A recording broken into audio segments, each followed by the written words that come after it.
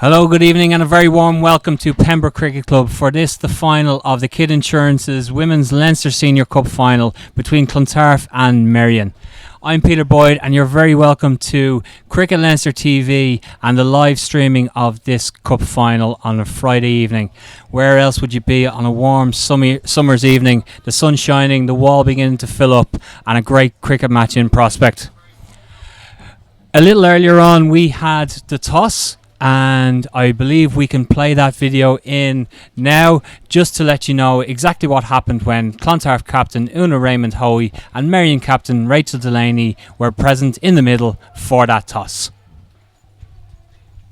Good evening, and you join us here for the Kid Insurance Women's Leinster Senior Cup final. We're at the toss, and it's Merrion captain Rachel Delaney who has it in her hands, and we're ready to go. Yeah, no, that's perfect. Tails is the call. It's tail, and Clontarf have won the toss. So Una, can I call you in here? What have you decided to do? You're going to have a bat, and why is that? The last few matches we've been batting first, and it's worked well for us. We have a pretty strong batting lineup. Kerry Tomlinson's been scoring a lot of runs for us up front, so we're hoping we can do the same thing today.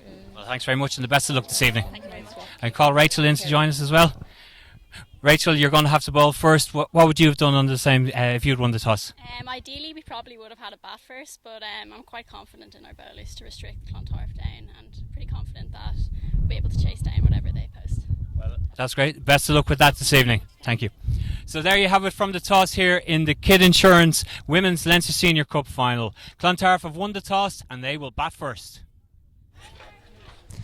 So there we have it, Clontarf winning the toss and Una Raymond-Hoey choosing to bat first here in Pembroke. As I said, I'm Peter Boyd. I'm glad to bring you the commentary here of tonight's final, but I'm also have the pleasure of introducing my co-commentary partner here for this evening's first 10 overs. It's Mary Waldron, Ireland international wicketkeeper. Mary, you're very welcome to tonight's show. Thanks a million, Peter. I'm very happy to be here.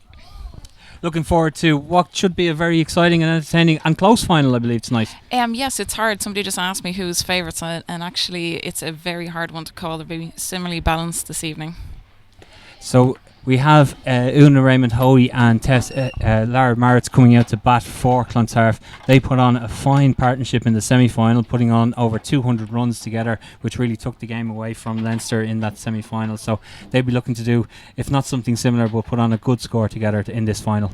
Yeah, absolutely. And you know, winning the toss and batting, you want runs on the board in the final. So it'll be an interesting start for them. And looking at the Merrion side that we have facing them this evening, they're missing a couple of key performers, a couple of Ireland internationals there in the Joyces, and also Hannah de Burgh-White missing out this evening. But they still have some young talent that they'll be banking on to perform for them. That's it. They'll miss the experience, but with the amount of international cricket we've had this summer, they've probably played a lot of games without the girls, so they're used to it now. And hopefully some of the younger girls with a lot of talent can step up for them tonight. Well, we're looking forward to a fine evening as the train begins to pass by here in Pembroke Cricket Club, one of the nicest grounds to be visiting for a game, and the sun is coming out after a mixed week of weather, so we now have a nice bright sunny evening. The wall is beginning to fill up here beside us, and we're very happy to have this game streamed live to you on Cricket Leinster TV.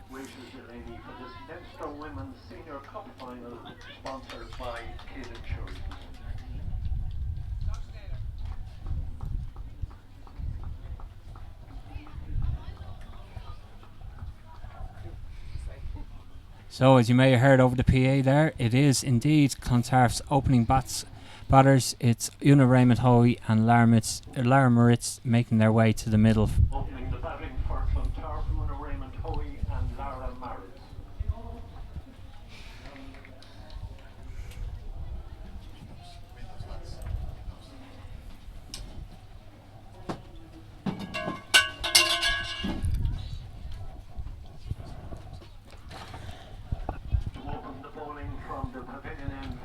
Merrion side Preston.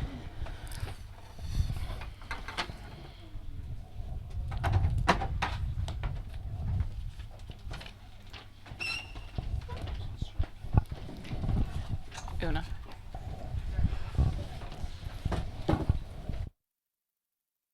So as we get ready for the first ball here now in Pembroke, it's Clontarf captain Una Raymond-Hoey to take strike on the first ball, and Merrion have throwing the ball to Sive Breslin to take that first ball. Have you faced Sive much, Mary? Would you I know? have, and in fact she's got me out, so she's a brilliant bowler to open the bowling tonight. Well, if she's gotten you out, Mary, then I tell you, she must be one of the finest. That's it. Now she bowls nice little gentle away swings, and with the keeper up, it'll be a nerve-wracking start here. Well, here we go. First ball of the Kid Insurance's Leinster Senior Cup final. Pushed down the ground from Una Raymond Hoey, and well fielded by Julianne Morrissey there. So, dot ball to begin.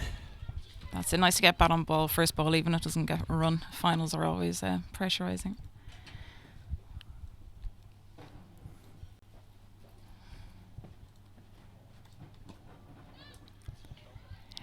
Flicked into the leg side this time, but again, well fielded on her follow through by Breslin. No chance of getting off the mark for Raymond Hoey. Well, you'll have plenty of experience of playing in these high-profile games, Mary. You know, you had the World Cup qualifiers, obviously, earlier on this summer, so you'll know how to deal with all the nerves that the girls are going through here tonight. Absolutely.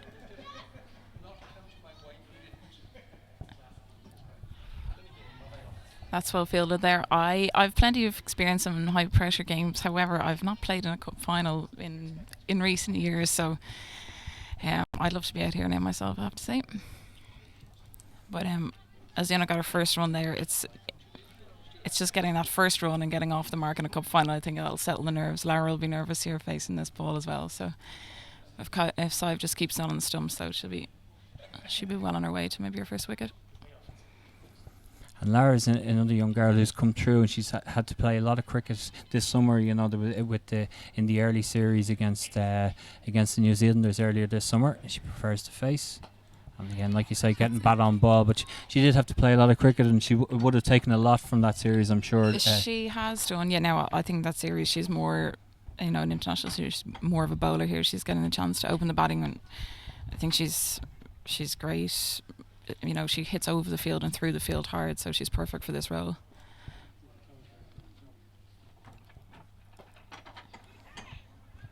That's it. That's the pressure of a final. Normally Lara would be on the front foot, hitting that through the covers.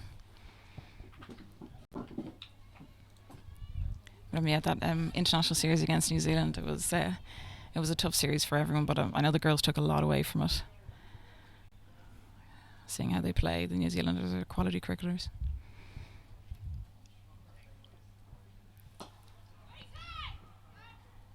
No running in there. And is it something when you're looking at those innings, as that's the end of the first over there, just a single to Raymond Hoey off it, when you're looking at a series like that against the New Zealanders and how they prepare, is there as much taken off from their off the field preparation and what they do around the game as what they do on the field as well? Do you take as much away from that as well? Absolutely. Yeah. Every chance you get, you'd have a look at how they train, and maybe the person in your position, like, I'd always have a look at New Zealand or any side we play against, how the keepers, warm up and train. Do they do anything different? Is there anything you can improve?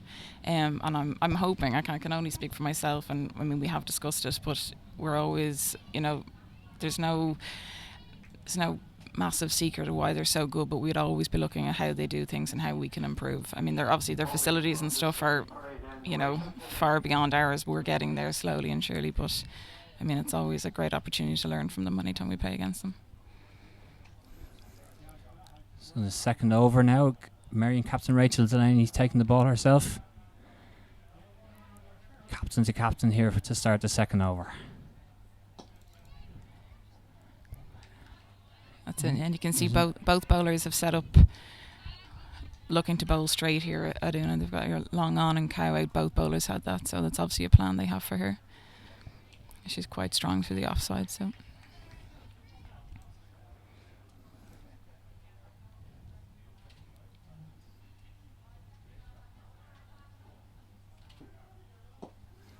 Given again and finds the gap this time. Beautiful shot, and it races away.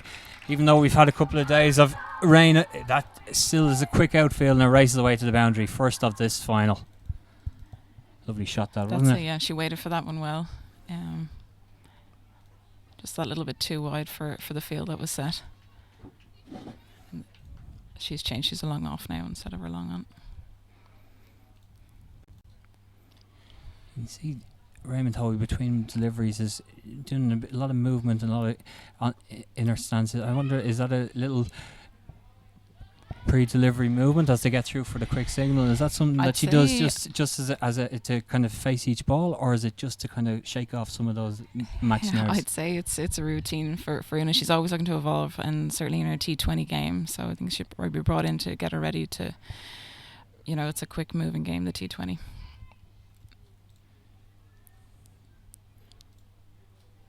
Everyone develops their little quirks That's and their it, little ways before facing each ball. So yeah. It's amazing, everybody's trigger movements and what we do differently setting up, and we all get taught the same way, but we adopt such different styles.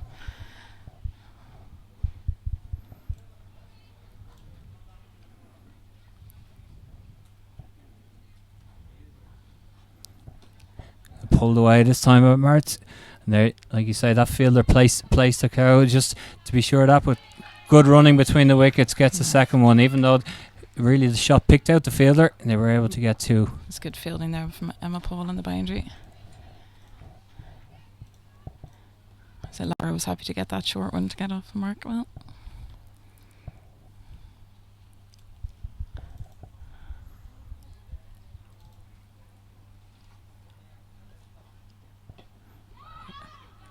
A little bit of indecision there, but good call, I think. I don't think there was a run there in the end. So no, Una's taking control there, which is good to see.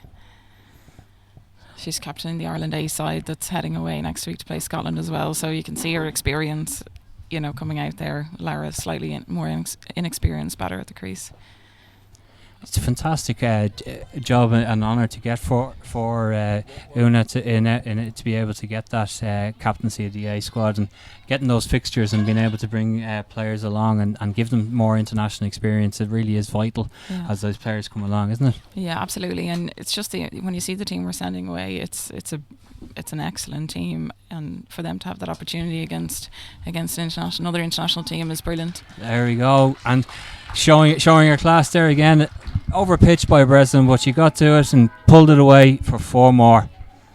Yeah, that was a great shot. Great connection.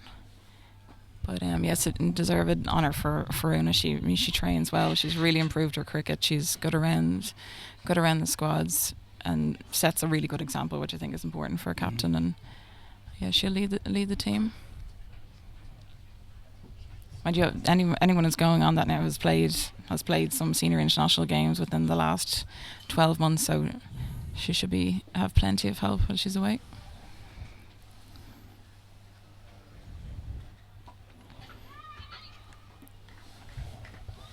Just clipped around the corner. Even there, she's looking to put the pressure on the fielder. Ran the first one quickly, even though there didn't really look like a chance of a second run, but she was there just in case she was ready to take any advantage of any slips. Yeah, that's it. And running it well and putting the fielder under pressure, because you want to increase your opportunities for runs in T20s.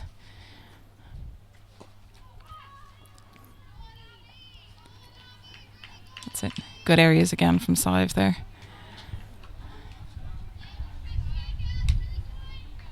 I think keeping the stumps in play, certainly with the keeper up, is just such a bonus in T20 to have that.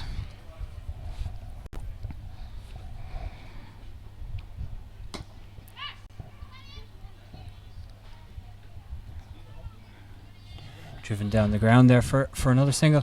Is that something that you would see again, going back to the international experience and with the different nations that you faced in the qualifier, and then what you're looking to face in the competition itself in the World T20? Is that something that you mentioned earlier about looking to see what they do and take little things? But is there things that we do that we be looking to impose our style onto other countries as well? That's. It's a difficult one.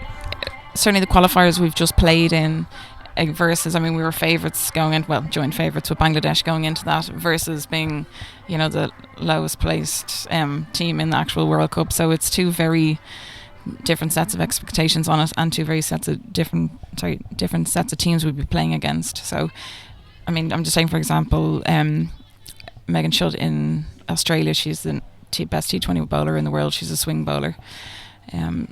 We have plenty of slower bowlers, shall we say, so I think that's probably something we'll try to get the most out of, and our change-ups were always evolving with our bowling as well by looking at those teams. But I think just the fact that she's the number one bowler in the world, we'll be, I'm sure, looking at that as something we want to implement in our games. It'll be something to look forward to there, and hopefully plenty of supporters making their way out to Guyana as well. That's it. The plans are in full flow as far as I can tell. There's updates daily on who's getting what flight. On the numbers of who making their way out. Well, we've bowled 3 overs here. We're 18 without loss, and Una Raymond Hoey's moved on to 15 without really doing without much. Doing much, Kind of quietly moved on to 15 here. Yeah, she's put away the 2 bad balls that she's got, I think, and played 1 or 2 good shots. So she's keeping the scoreboard ticking, and her score and shot percentage has been good, which is probably what she's aiming for here.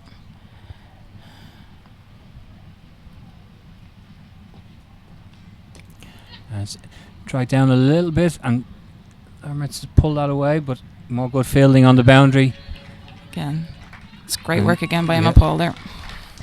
Got that back in. Just 2 more. Saved another boundary there. It's something we noticed here in the T20 festival here, the Interpro. It's a long boundary to have to cover on your own here in Pembroke, so it did well there to restrict that to just 2. Yeah, it is tireless work out there. It's a hard one. We've got long off. You can't stray on your length at all.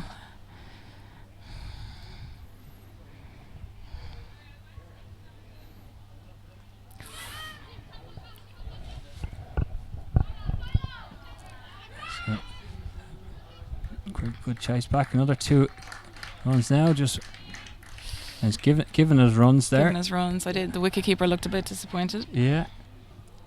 Well, of course, there are 2 people on the pitch that we haven't mentioned yet, are the 2 umpires, Merrion.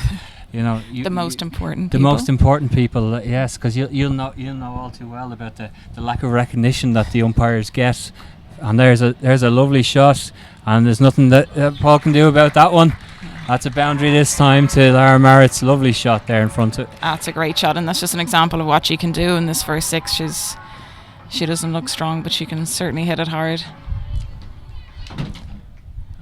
As I was saying, going back to the umpiring, you know it all too well, having umpired this season in the Premier League and in other things in Leinster, but something you obviously enjoy. Yes, I really enjoy it. Actually, it's an unusual thing to enjoy, I guess. But I'm not sure now. I know you say that the umpires don't get recognition. I'm not sure anybody's looking for any recognition. Just putting, I think it's always good when you're not noticed.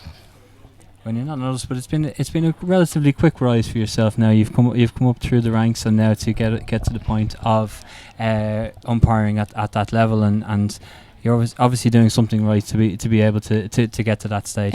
Yes, I guess it's quick enough, but I have the past 3 years when I've been in Australia, I've umpired there as well, and I've done 2 seasons. So actually it's my 5th year, so it may seem relatively quick to some, but I've been putting in the groundwork while I've been away as well. But yeah, as I said, I do really enjoy it, and it's a good spot to watch the cricket on the weekend as well. It certainly makes your summers busy when you're playing and umpiring at the same time, I'm sure. Yeah, it certainly is busy, and while I'm still playing, it's always hard. You do miss out on doing some games or some opportunities, but I'll play for as long as I can anyway, that's for sure. We've a change of bowling here now for the 5th over. Leah Paul coming on to bowl after 4 overs with Clontarf 26 without loss.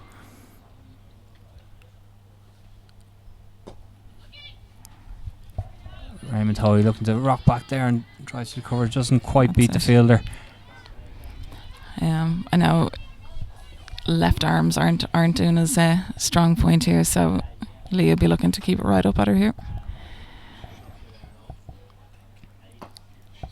But that's a lovely shot, speared away, square the wicket for another boundary for Raymond Hoey. Lovely shot that. It's a great shot. She put that away well. She's probably just straying a bit on her line here. She's got her long on and cow here. She wants them to be hit. No protection really out in the deep there on that side. So obviously not part of the plan to be bowling that full. No. There, the change is made. Yeah.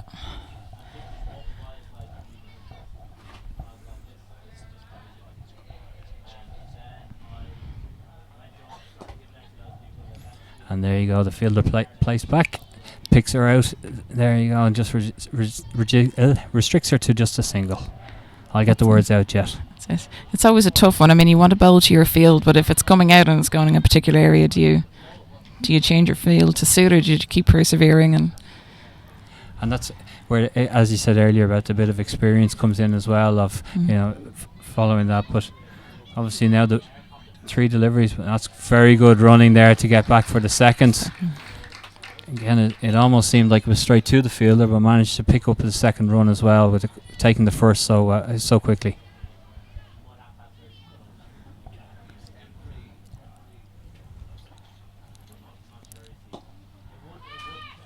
Good positive call from Maritz.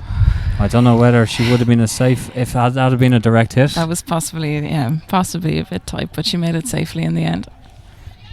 That is it. It's good running from the girls, and they keep putting the fielders under pressure, which T20, it's very important.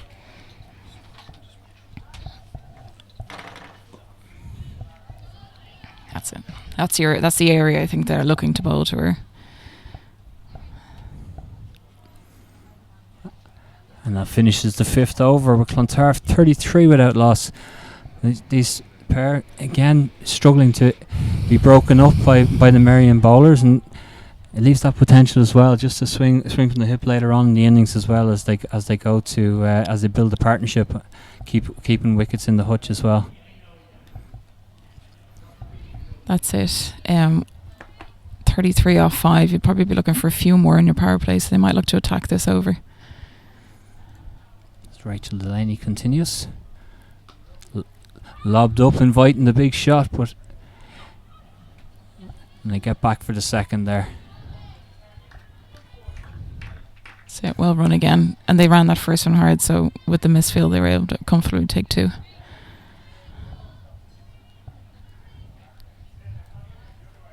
They're certainly nice tempting balls delivered from Delaney that you would entice the shot in just a little. And a single there down to long off. That's it. And you don't want to face Rachel's slower ball either. I definitely play around it every now and again.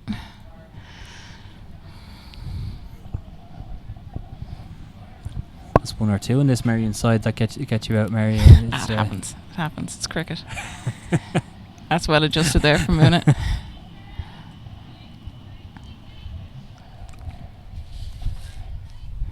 It's alright, Lara got me out last night, so I should bowl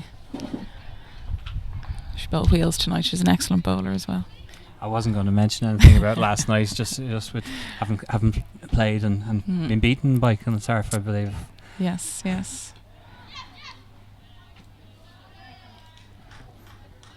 That's good running there again from the girls. It's not the boundaries that they probably want at this stage, but they're keeping the scoreboard ticking, which is the most important thing.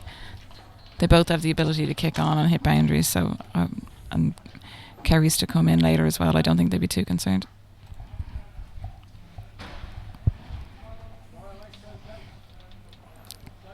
Yeah, they're not allowing themselves to be bogged down with dot balls. They're constantly rotating the strike and keeping the scoreboard moving as it goes to 40 without loss now.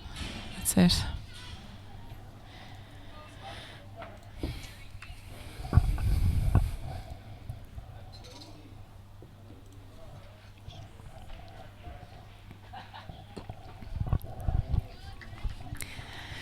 Maybe tempting balls to move out of your crease too, but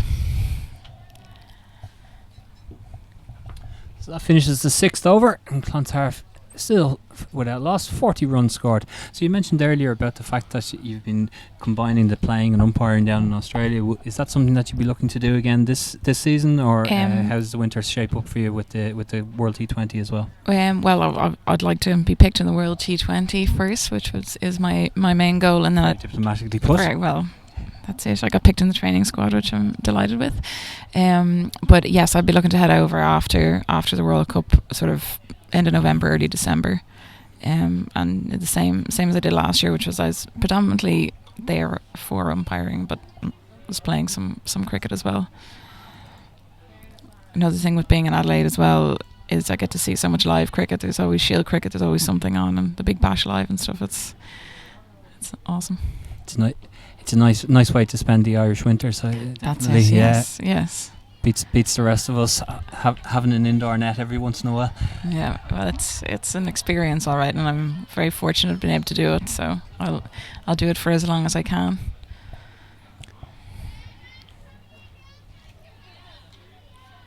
It's another ball well bowled by Leopold. They're good areas again.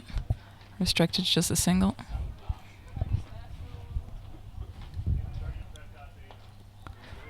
That's true. It's interesting when you say about being able to do it and being in a position to do it. You know, we've had the Irish hockey team over the last week or so, you know, really capturing the imagination of a nation, and yet they're in a position where they can't really afford to do it because of the part-time nature of the game and amateur status of the game, same really as our cricket team. So you're looking at that and kind of seeing that it's not easy to combine playing a sport internationally and also maintaining a work life as well. That's it. Yeah, the girls have been just amazing. It's one of those when you're proud to be Irish when you're looking at them. It's amazing, and like a lot of the girls here would have played with them in school or in club. So. And obviously Elena Tice has 50 plus caps and played in the World Cup with us for cricket, so we've a lot of ties and connections, so we're all immensely proud.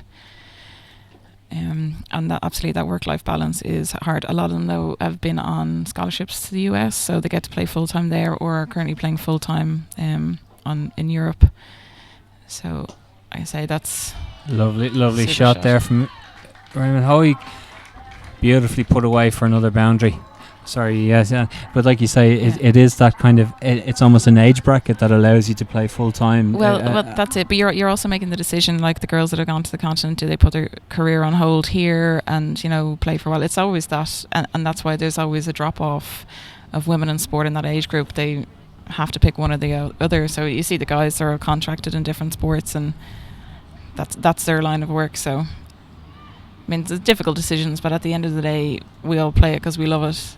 Obviously with the hockey girls, it's incredible what they've achieved, and having to pay to actually go, it's amazing. And but fair play to them all, and they train so hard. They're exceptional athletes.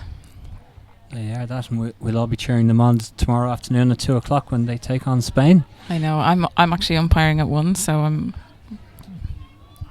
not sure whether I should shotgun everybody or do the rain dance.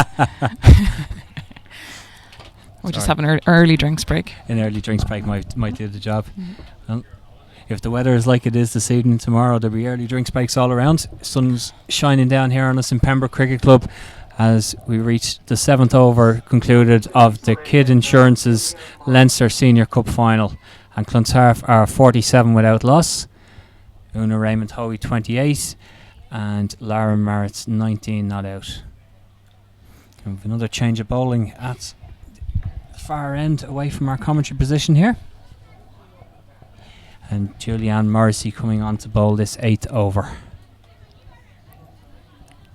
I said it's a great platform the girls have set here. They can really attack then in the later overs.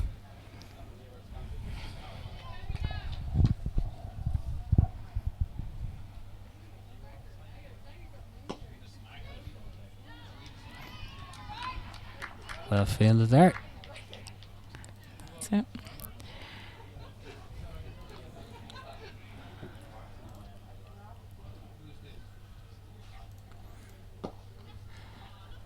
It's a lovely shot there from Raymond Hoy, coming down the ground and getting to the pitch of the ball, driving it back down for another boundary. So yeah, it was a great shot.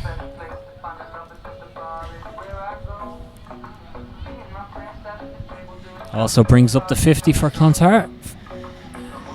51 without loss inside the 8th over. So, like you say, building a nice platform here, and important to be able to kick on as soon as possible for them.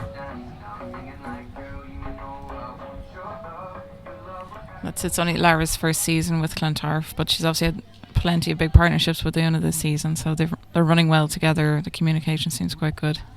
Nerves seem to have disappeared, which is good.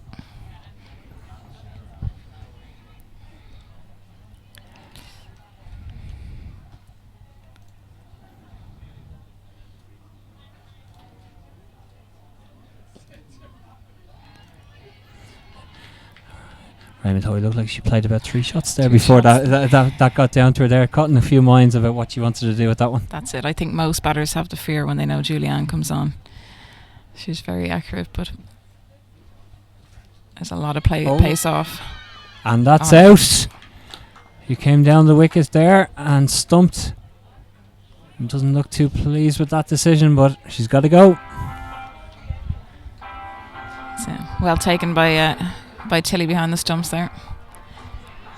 So Una Raymond Hoy departs for 32, and Clontarf lose their first wicket, 51 for 1.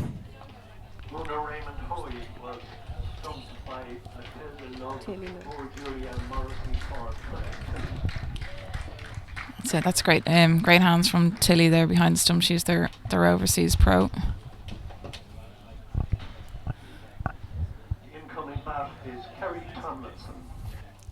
So great hands from one overseas pro there to dismiss Raymond Hoy. And it's the other overseas pro, Kerry Tomlinson, coming in for Clontarf now at number 3.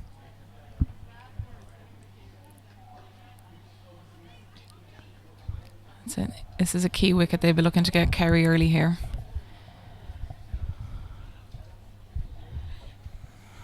As you were saying, everyone a little wary about Julianne Morrison. She just tempted the ball before. She'd gone for 4 as Raymond Hoy came down the wicket to her and just tempted her a second time, beaten in the air, and very quick hands by Tilly Logue behind the stumps.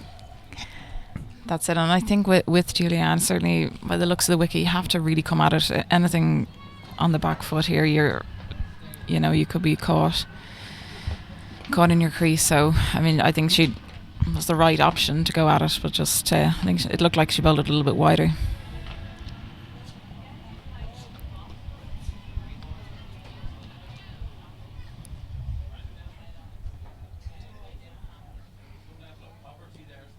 And flicked away by Tomlinson. She's off the mark immediately. Back for a second. That's excellent running. Yeah, back comfortably for that second run. But again, it was all about how quickly the first run was taken. Knew that they had the opportunity to go back. That's it. And Kerry's plenty of experience. She'll know what she can and cannot make. Very fit as well.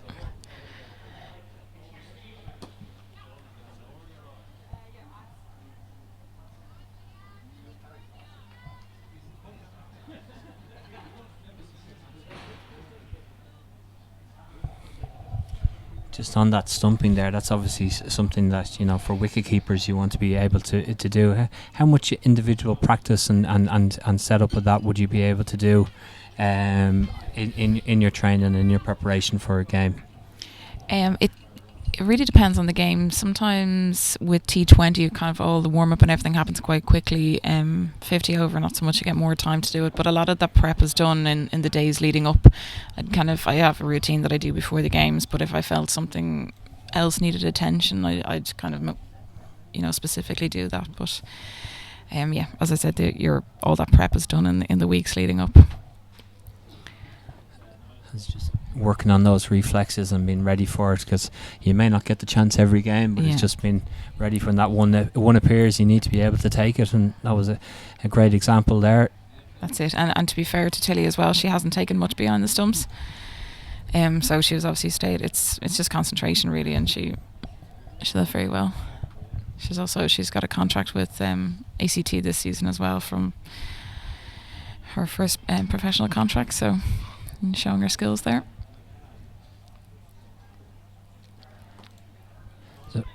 Full toss from Leopold. Goes away behind the wicket there. Sliced down third man for 4. I was waiting for that to come our direction there, but went away behind the wicket, and there's 4 more. And Kerry Tomlinson gets off the mark with her first boundary of the innings. Yeah, that's kind of one of the balls that you kind of like when you come to the crease. A nice full toss. Generally get caught in mid-wicket off a full toss, but they'll take them. They do have a good field set for her here. She scores an awful lot through mid-wicket and the leg side. That's definitely something that you've commented on for each of the top three. Now they've obviously done a lot of preparation for the final here because they've had specific fields for each of them and where they score their runs. So a lot of preparation done by Merrion on this Clontarf side. So well bowled again by Leah. Yeah, I think so. But and also comes with, I mean, you can see Tilly behind the stumps helping Rachel out with her angles and stuff. But I mean, they've probably played each other a few times in the league. The girls will, they obviously have been on tour and will be going away on tour again with each other, so they know the players inside out. So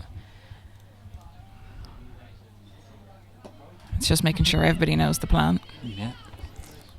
Well, the league stats lie at 2-1 to Merrion so far this season in the league. So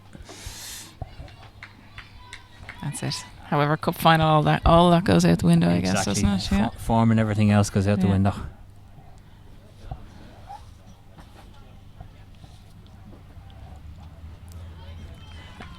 A good old-fashioned leave. Yeah, I don't see too many of them in a T20 match, but there you go. Might be giving her a bit of chirp for that. Tilly's too polite; she wouldn't do that.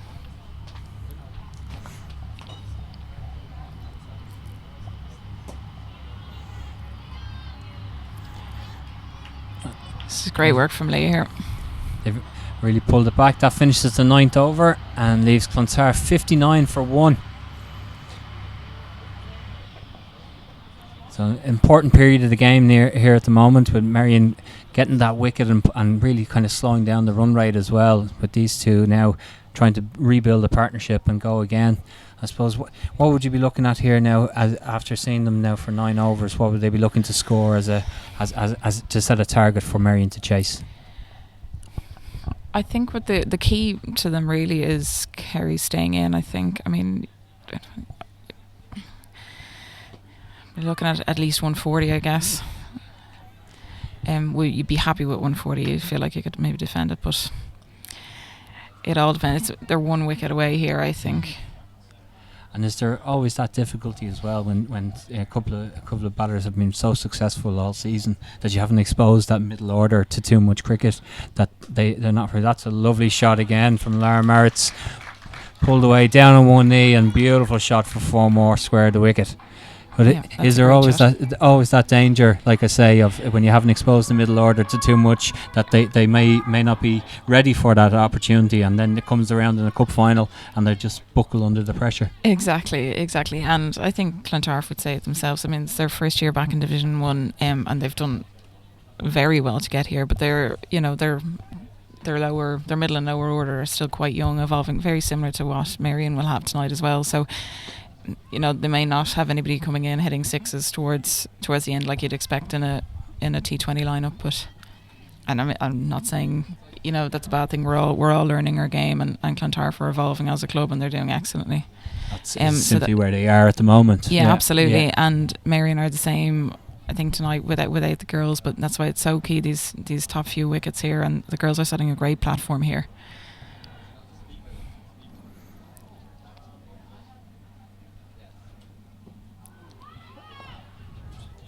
Well, it's all setting up for an interesting second half to this innings.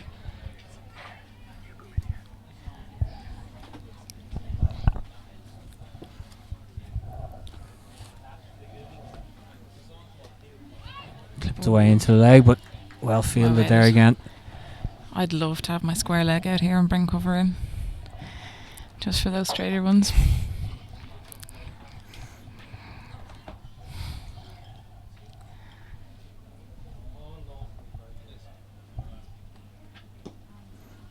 Struggling to put Julianne Morrissey away. That's it. Really well bowled. So that's the end of the 10th over. Clontarf are 64 for 1, and that brings to the end my commentary stint with Mary Waldron. I'd like to thank you for joining us and giving us your insight for this first 10 overs of the Kid Insurance's Leinster Senior Cup Final. Brilliant. Thanks for having me. Now I'll leave you in the capable hands of Andrew Lenny Lenward. That's a new nickname I just invented for you there, and Kevin O'Brien.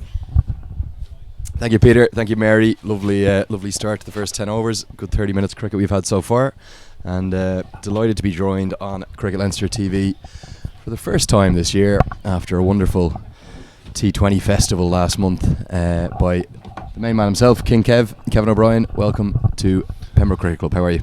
Cheers, Denny. Yeah, good form. Just arrived in. So it's evenly poised here. 64 for 1 off 10. As Leah Paul continues driven down the ground towards long on. That's just going to be one. Well fielded. Kev, you've just come straight across the road from Railway. Looks like you're still in your coaching kit. Doing a lot of coaching at the moment. Yeah, trying to up the ante a bit over the last couple of weeks. Got a couple of weeks now until the Afghan series, so a bit of time to put a bit of work in. Ball in, just a dot ball that time. As I saw on the wonderful medium on Twitter, you were across in Denmark. I was, yeah. I contacted Jeremy Bray probably at the start of the summer about looking to get some more experience coaching at a higher level than club cricket. And he was very keen to get me across, so it was a very good week. Paul in. Good tight stuff from the Merrion bowlers here, isn't it? Yeah, well, it looks like, with this field, deep cover, long on, a very straight deep in the wicket and a deep square. It looks like they're going to bowl stump to stump, and Leah Paul here is bowled 2 or 3 very tight overs along with Julianne Morrissey. She's into her 4th over here. She'll be the final of her spell, and again another dot ball. Crucial period of a game. T20 cricket, Kev.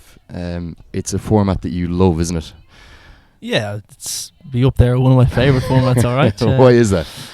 I just think every game is so different. It's action packed. It's fast, and I think it suits my style of play. The big hitting style of play, is that what you're talking about? Well, yeah, or the slow mediums. Well, the 3-in-1, I think. You can influence a game in the field with a good bit of fielding. Take a catch. You can obviously bowl a good spell of bowling as well. Your 4 overs, but also most excitingly for me is get out there and try and put one into the stands. So, it's it's just I've been fortunate enough to play around the world, and hopefully, continue to do so in the future.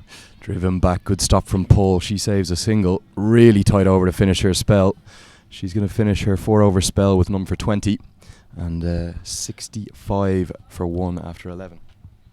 Yeah, a good spell there from Leah Paul. 4 overs for 20 in a T20 game. It's absolutely a crucial spell. They're going at 5 and over, putting the brakes on after Udon Raymond Hobie got Clontarf off to a good start. So we can see on our little run rate chart here that it's actually levelling out a bit, isn't it? A little bit of a flyer in the power play, which is pretty typical in T20 cricket. Yeah, of course, the first 6 are absolutely crucial. If you can get off to 45, 50 for minimal damage, a lot of teams, the bowling team will talk about getting 3 wickets in the first 6. The batting team obviously will try and restrict that to at worst 1.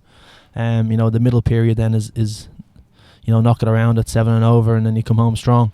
Morrissey comes in again. It's straight to cover, going to be a dot ball. As a batter here, what are you looking at? When do you start to look to go? There's obviously wickets in the hutch. Are you already starting to look to really press the accelerator? Yeah, I think so. Morrissey in. It's a full toss hit out. She's protection out there. That's just going to be 1. It depends on the strength of your team. If you have hitters coming in at number 4, 5 and 6, the likes of Lara Moritz here can probably look to take a few chances. She's been in since the inning started, so she should be looking to press the accelerator here and try and get Clontarf moving again, because they've slowed down a bit since the wicket. Morrissey full again, pulled hard out towards deep cow. Oh. Not going to be a catch as Kev looks for. Just 1 bounce. Very well fielded. Probably save 4 there. Yeah, potentially save 4, but potentially could have went for the catch in my opinion. That they're the half chances in cup finals. Tomlinson is the overseas pro. You try. She's the key wicket. Big time. Morrissey in again, shorter this time, pulled again, straight to cow corner. Cow corner getting a lot of work. Parried. They're going to look to maybe come back for 2. Not time for that. And you've got to get your best fielders in these key positions, don't you? Look at that. That's 2 in a row now, and I don't know who is fielding down there, but that maybe as a skipper should be looking to try and get one of the better fielders over there and looking to take that half chance. In comes Morrissey. She's just bowling a very, very tempting length, isn't she? It's kind of out of reach, and you can see Tomlinson's eager to get the run rate moving. Big time. I think Julianne's a lot of experience. She's been around for a few years now, and length shorter this time. That's going to be wide, surely. And it is signalled wide. She would have played in a few cup finals, I'm sure. So she has bags of experience here for Merrion. She's been instrumental to them getting to this stage throughout the competition. She bowled very tightly in the previous rounds. Short of that time, hit out towards the cover sweeper. They could look for 2, but there's not going to be time. They're well fielded, good throw in from the deep. And this stage is the 2018 Kid Insurance's Women's Senior Cup Final. And this is where you want to be as a cricketer, isn't it? At any level, men's, women's, underage, you want to be in finals, you want to be winning trophies. Yeah, for sure. You want to be in contention to win trophies. You know, obviously, you've got 2 very good teams here who battle it out. But we have a change of wicketkeeper here, which is looks interesting. like we're going to have a change of wicketkeeper. It's a good spot. Lovely. This is, but yeah, as you said, you know, it's a great opportunity for these players to put in a match-winning performance, in a cup final to try and put their name in the hat, you know, for further honours. You know, the Irish women's team have a T20 World Cup coming up now in November. You know, and there's going to be more global events for the women's team in future years. So whether it be 50 over, T20. So, you know, if a young player here today can put their hand up and, you know, put in a match-winning batting performance, or, you know, take that half chance in the field, you know, all of a sudden, you know, the coaches around the Super 3 teams and the national coaches are looking at them, and, you know, they get recognition for putting in some good performances. And it looks like it's Matilda Lugg who has taken the wicket-keeping gloves off, and I think she might be coming straight in to have a bowl. We're just going to get that confirmed, and I'll get you the replacement wicketkeeper in a second. So this is obviously a strategy they'll have thought about before the match. So she is indeed Matilda Lugg. She's coming straight on to bowl, and it's Jess McGrain who's gone in with the keeper's gloves. This is old school underage cricket, isn't it? Yeah, absolutely love this. Open the batting, keep, and then you come on a bowl. I think you might have done that back in your day, Kev, back in the underage scene, if I remember correctly. And she starts with a wide, so she's still not loosened up from her keeping. I've kept one game in my career for the thirds about 10 years ago. I left about 27 buys in the first 7 overs, and I didn't have the best footwork. You know, I was just diving for the ball instead of actually shuffling across to try and catch it. I think your brother Niall, who I've no doubt is probably watching, was given all the footwork. Late cut, beautifully timed. That's going to race away quickly. That's 4. How good a shot is that?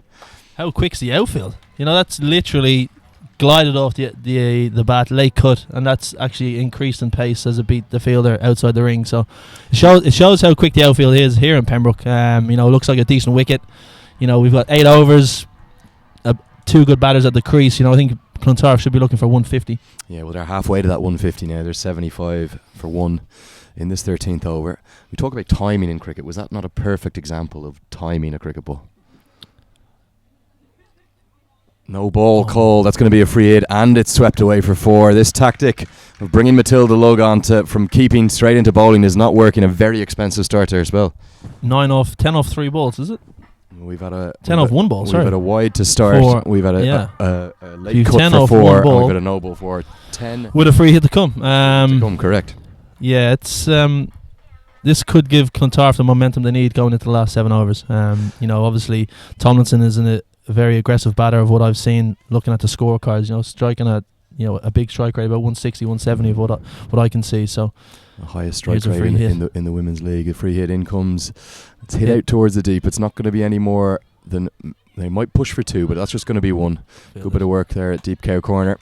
Tomlinson wanted 2 there. You could hear her calling 2. She's keen to get back on strike here to face Lugg as much as she can. She fancies facing the former keeper Lugg, who is it's going to be interesting to see if this is going to be a 1 over experiment from Merrion. But with 2020 cricket, where games can be decided by a matter of 5 or 10 runs, this could be a crucial over in the context of the match. Driven down the ground, probably just going to be 1 down to Julianne Morrissey. She's in, well fielded. Yeah, a lot of coaches will talk about momentum in 2020 cricket. You know, and this is the momentum that Clontarf needed after 5 or 6 very good overs from Morrissey and Leopold. You know, Clontarf have wrestled the momentum back slightly from this over. So in comes Lugg.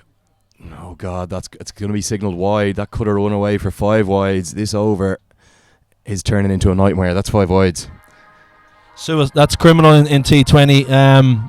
You know, no balls and wides are you know, they just give the momentum to the batting team, and you know, you've bowled it. A no ball went for 4, followed by a 5 wides. You know, this over is proven to be very costly, coming around the wicket now, which is another change. Yeah, it's turning into a nightmare, as you said. Just 3 legal deliveries bowled so far and 17 off the over.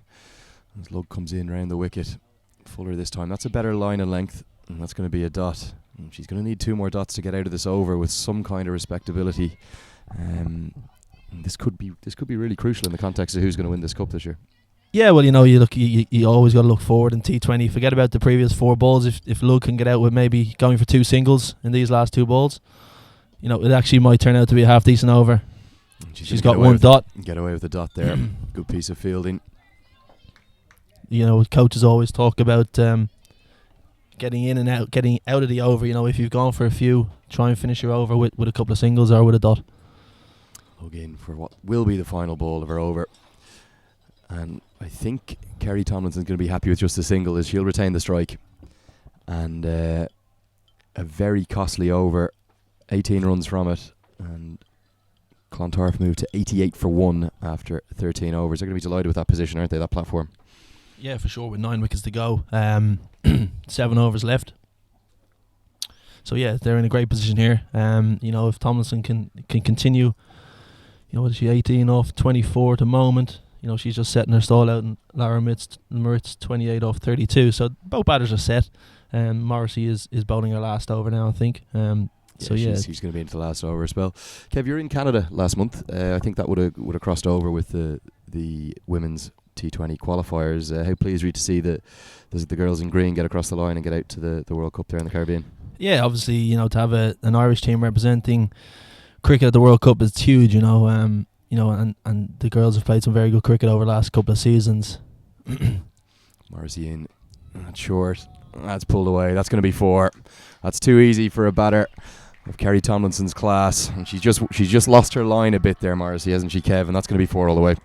Yeah, a little leg side there. Tomlinson rocked onto the back foot and just swiveled it around the corner where there's no fine leg. An easy shot in the end for someone of her class. So again, the momentum's building here. They've had a very good previous over, and they've started this over with a boundary first ball. So we said 150.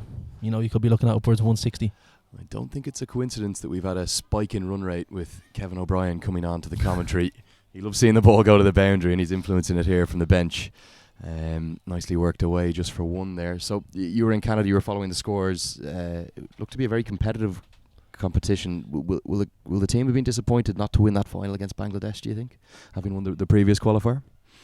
Yeah, I think so, but I think speaking to a few of the girls when they returned, they of course their first objective was to qualify. That's the most important. But of course you want to go and win the competition.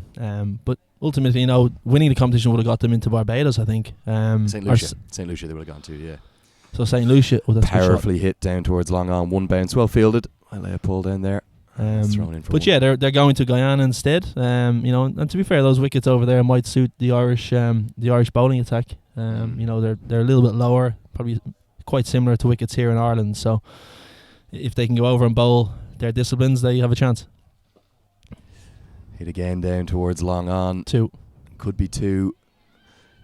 A yes, a no, a maybe, and I think discretion was a better part of valor there. Yeah, well just one fielded there. single. Lay a pole down at long on. Picked up the ball on a quick release at long on. So again, we said about getting the best fielders in the hot zones coming into the back end of the innings, and you've got a very good fielder down at long on there. Stopped at 2.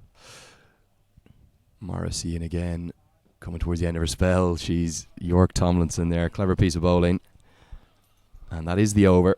And Julianne Morrissey is going to finish her 4 over spell there. Tidy figures. As we just get those up for you, I think she's finished with about 1 for 26 or something in that region.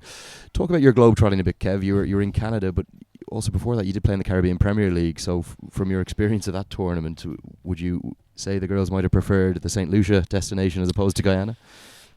Certainly for things to do.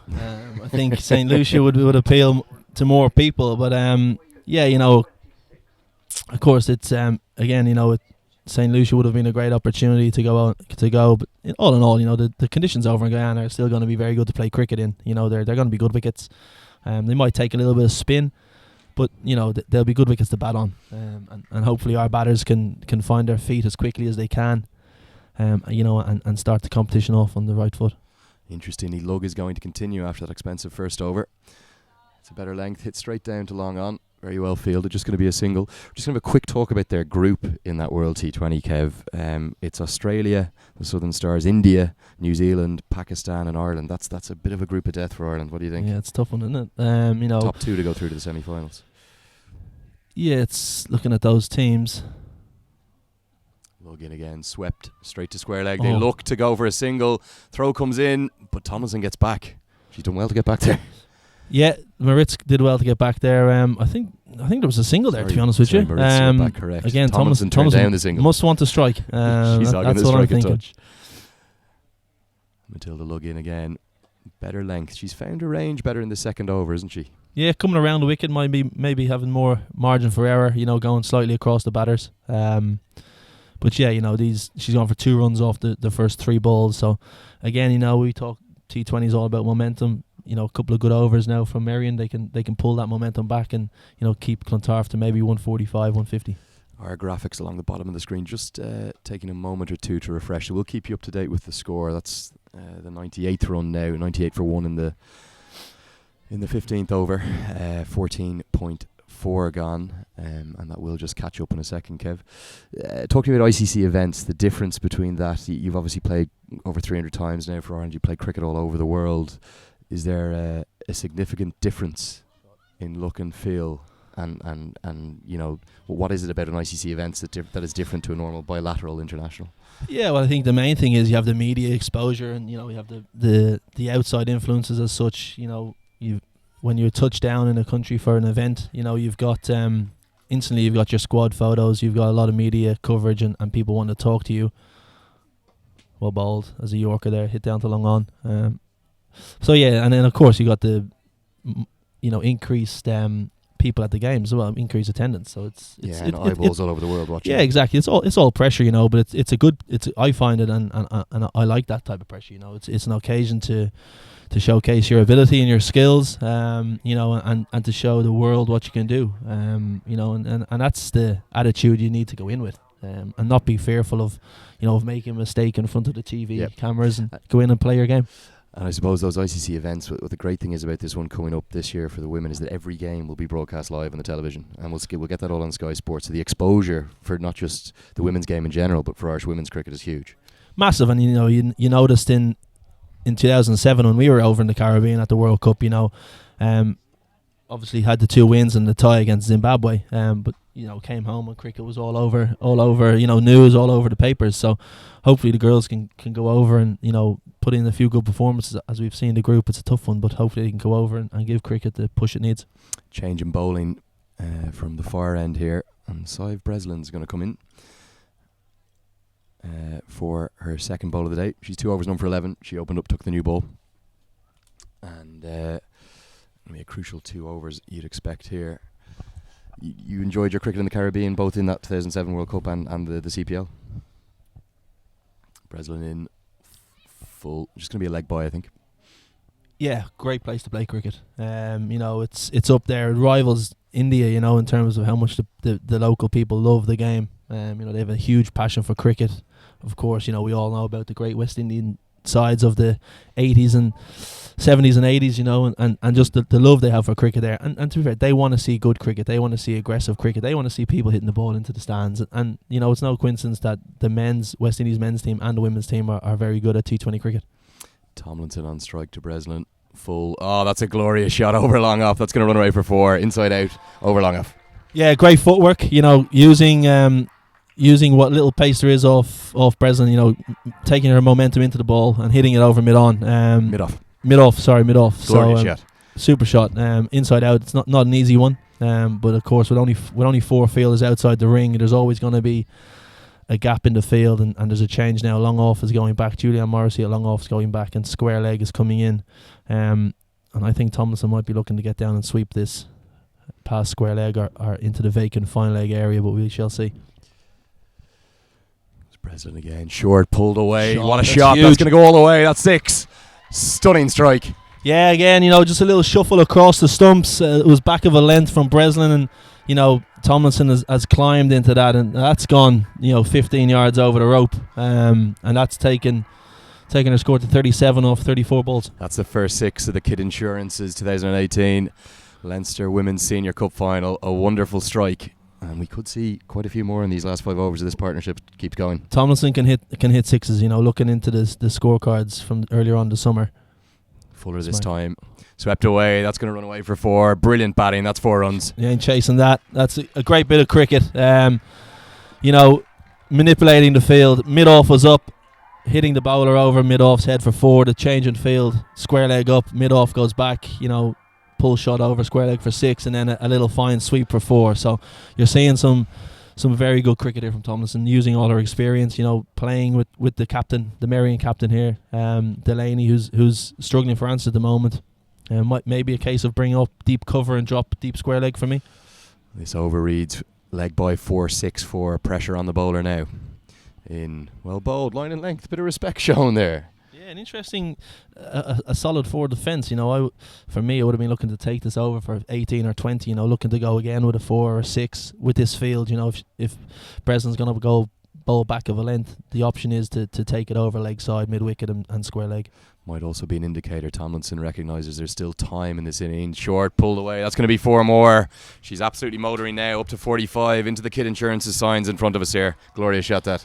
Yeah, again, just a bit straight and a bit short. Maybe if they had deep square leg instead of deep cover, might have been only 1 or 2. But that's the pressure. T20. A couple of bad balls, a couple of good shots, and all of a sudden the over is into the high teens. And the ball has been lodged and found in front of us. The pink ball, of course, that we're using here tonight, that's used in all women's cricket.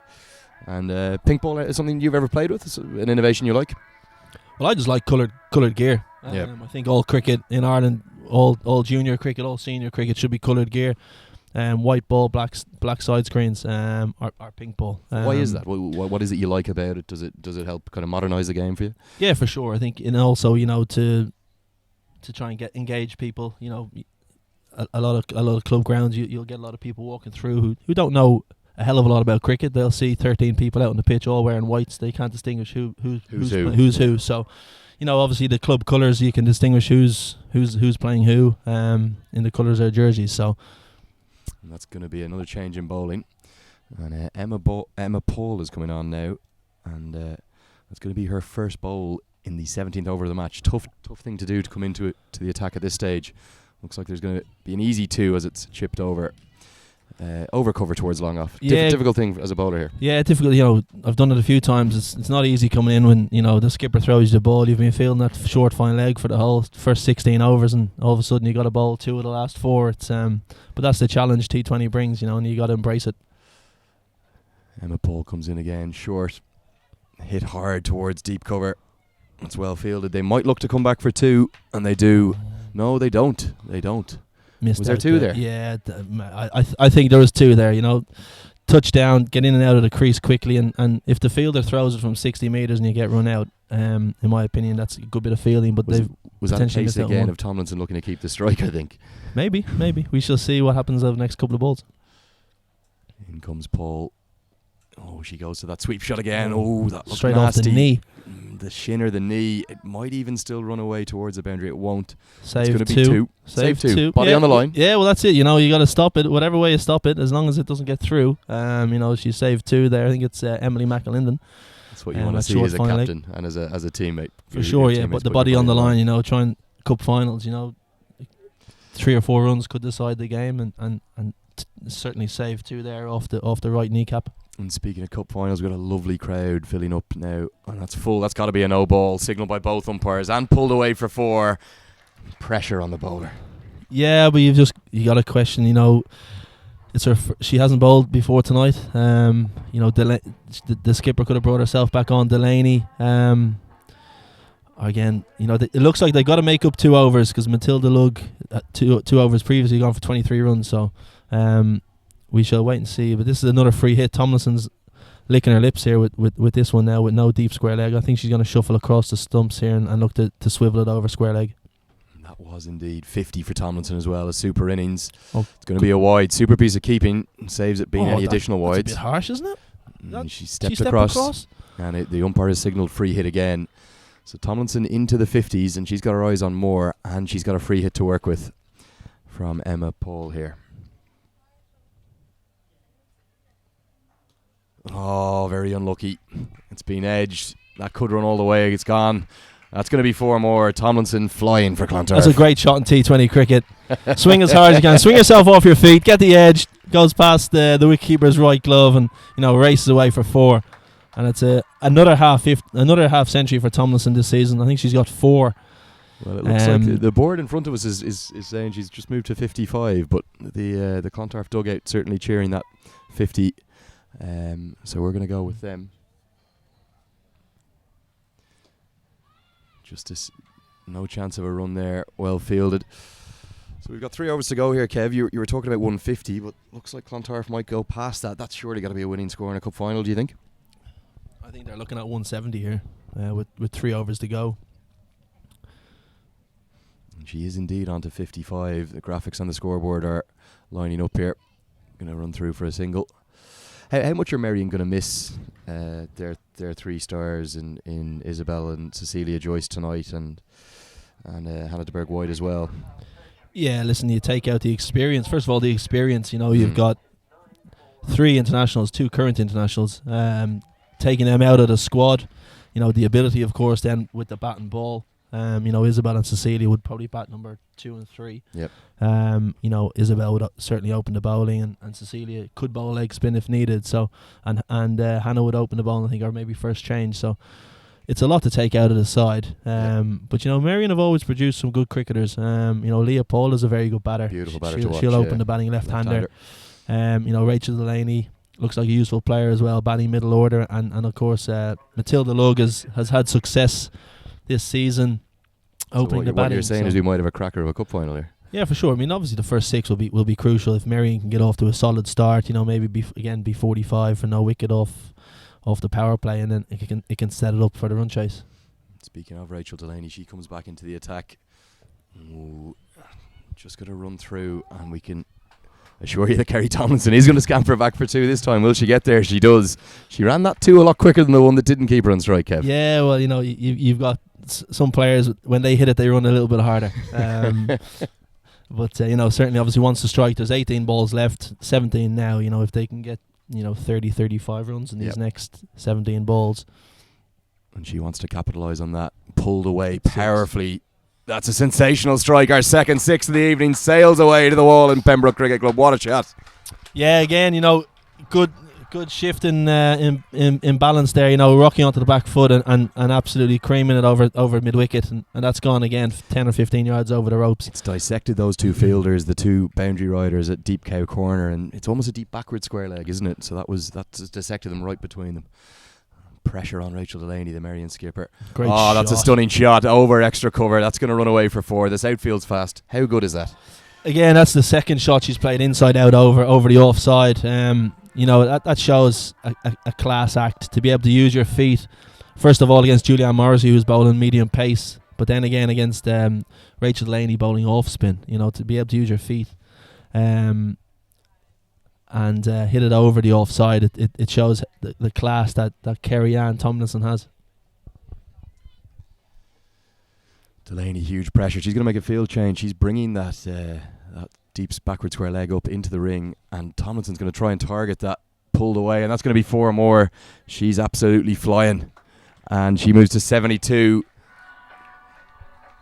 Clontarf 152 for 1 in the 18th over here. Sensational batting.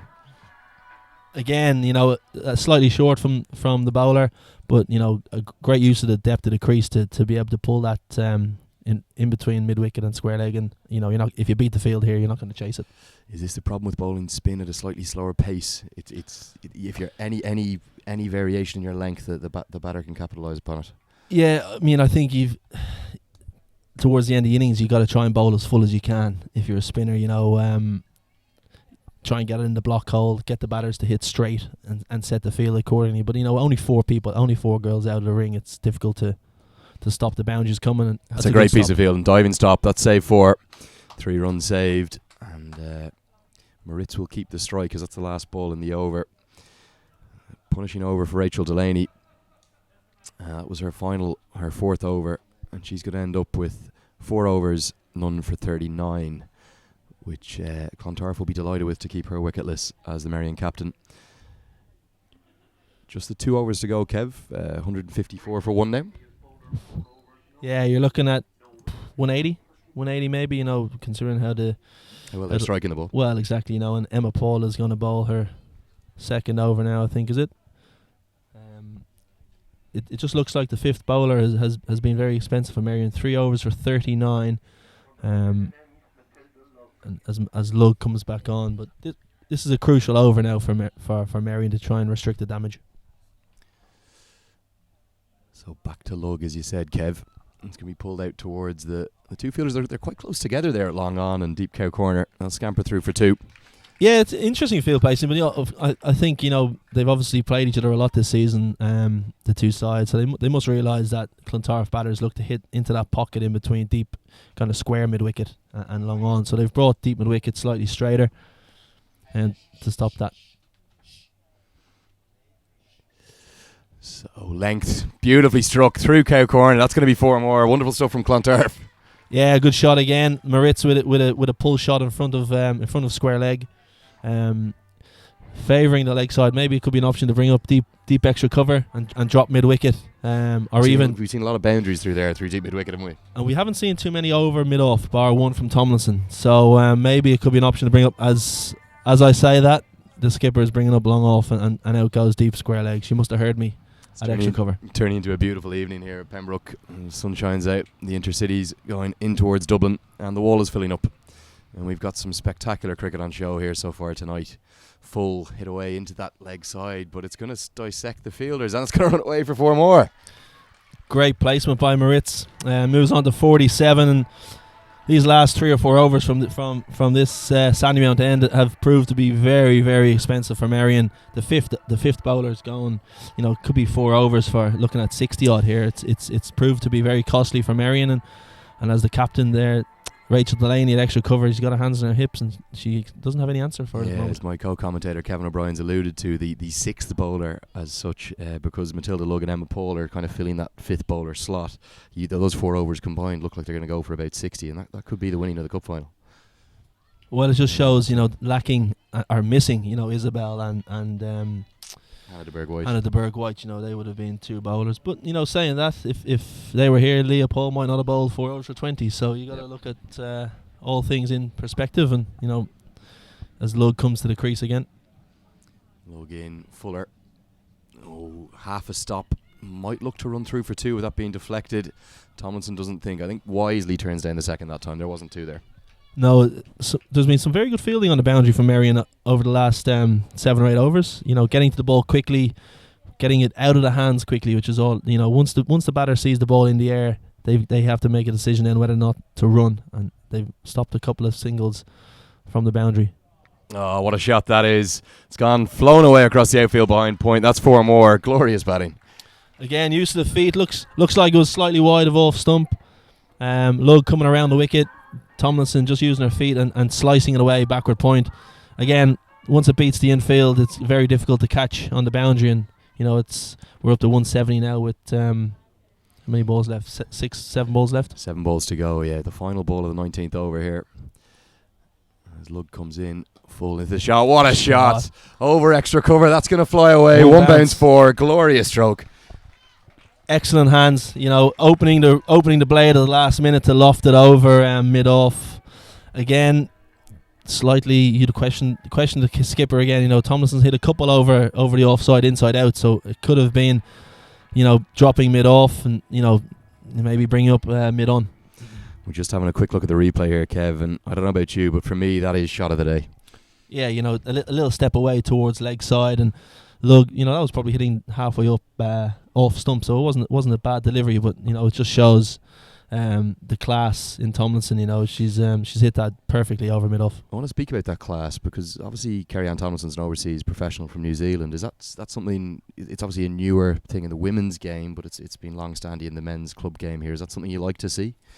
Yeah, I think anything that's going to raise the standard and first of all of the competition, but also raise the standard of the local players here. How much experience has Tomlinson got, playing state cricket over in New Zealand, and she can pass on her experience to the younger players in Clontarf. I'm sure she's doing a lot of coaching with the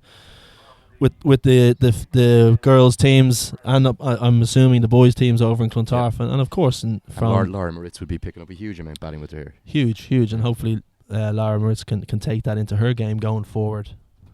Laura Moritz on strike on 48. She'll be looking for 50 herself. That might be a leg bye. We're going to have to wait for the signal from the umpire. It is going to be a leg bye, so that 50 might just elude her. 48 not out with 5 balls to go. And speaking of an innings of real class, 81 off 49 balls here from Kerry Tomlinson, 13 fours and 2 sixes. Serious stuff. 13 fours. She's pierced the field perfectly. You know, again, she's playing with Delaney, a striker at 165. You know, in any T20 is absolutely crucial. Breslin powerfully struck down the ground, and Kev straight off the bat he says that's 6, and he's called it right. What a shot! What do I know about bringing up mid on, and then she whacks the next ball over mid on for 6? So that's why I've never captained any team in T20. But again, a little shuffle down the crease and an absolute brilliant bat swing. And the minute it came off the bat, you could hear the noise. It was the minute she hit it, it was always going to be 6. And I don't know if you caught that at home, but my co-commentator here, Irish cricketing legend, in fact Irish sporting legend, Kevin O'Brien, more than 300 caps, the most capped Irish sportsman. As soon as that ball came off the bat, he called it 6. And as we see the replay there, that is a stunning strike. And we're being treated to a real exhibition of fantastic cricket here. Yeah, 200s on the card here. I think 4 balls left. Every time I ask you about a target, it goes up. Tomlinson, big appeal given. Outside edge. Must have been.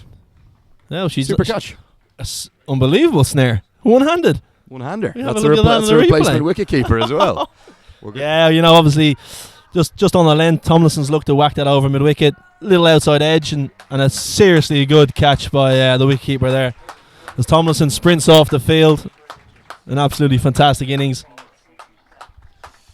Umpire Sajovic, has decided that's the top edge. Tomlinson, no complaints from her, so it looks to be been a good decision. Yeah, you know, obviously took the outside edge. Absolutely good snare by the wicketkeeper there. And Tomlinson's absolutely sprinted off. You'll see now on the camera, she's sprinted off, take the pads off, and she must be looking to bowl the first over. Yeah, what a superb innings. One of the great innings in Irish Women's Cup Finals history here, as Kerry Tomlinson finishes with 87 off 51 balls. Stunning striking all around the ground, particularly on the leg side. 13 fours and 3 sixes. And an absolutely outstanding partnership with Laura Maritz. That partnership, Kev, 129, and that's really changed the game. Yeah, well, they talk about trying to get a 100 partnership. Well bowled. New batter is Tess Maritz, and she's not going to get long to impose herself on the game, but she'll be looking for some quick runs to add to the total. Just 3 balls left now.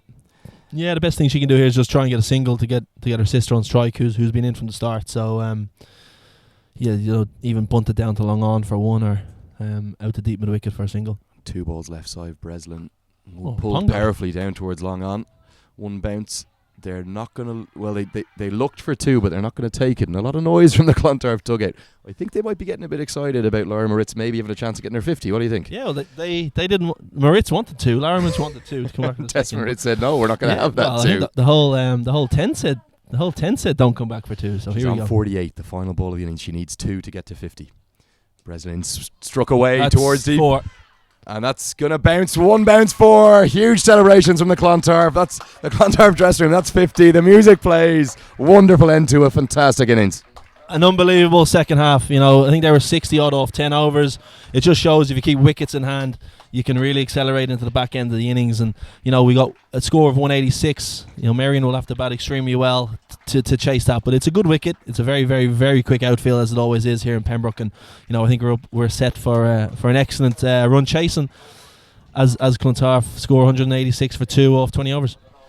Stunning display of batting from both Laura Maritz and Kerry Tomlinson. They get a huge ovation as they walk off here in front of us. Lovely moments here for both Maritz sisters coming off, and a nice ovation for the Merrion fielders too. They stuck at it, particularly in the field, Kev. I know a few struggles from some of the bowlers, but the fielders did a good job.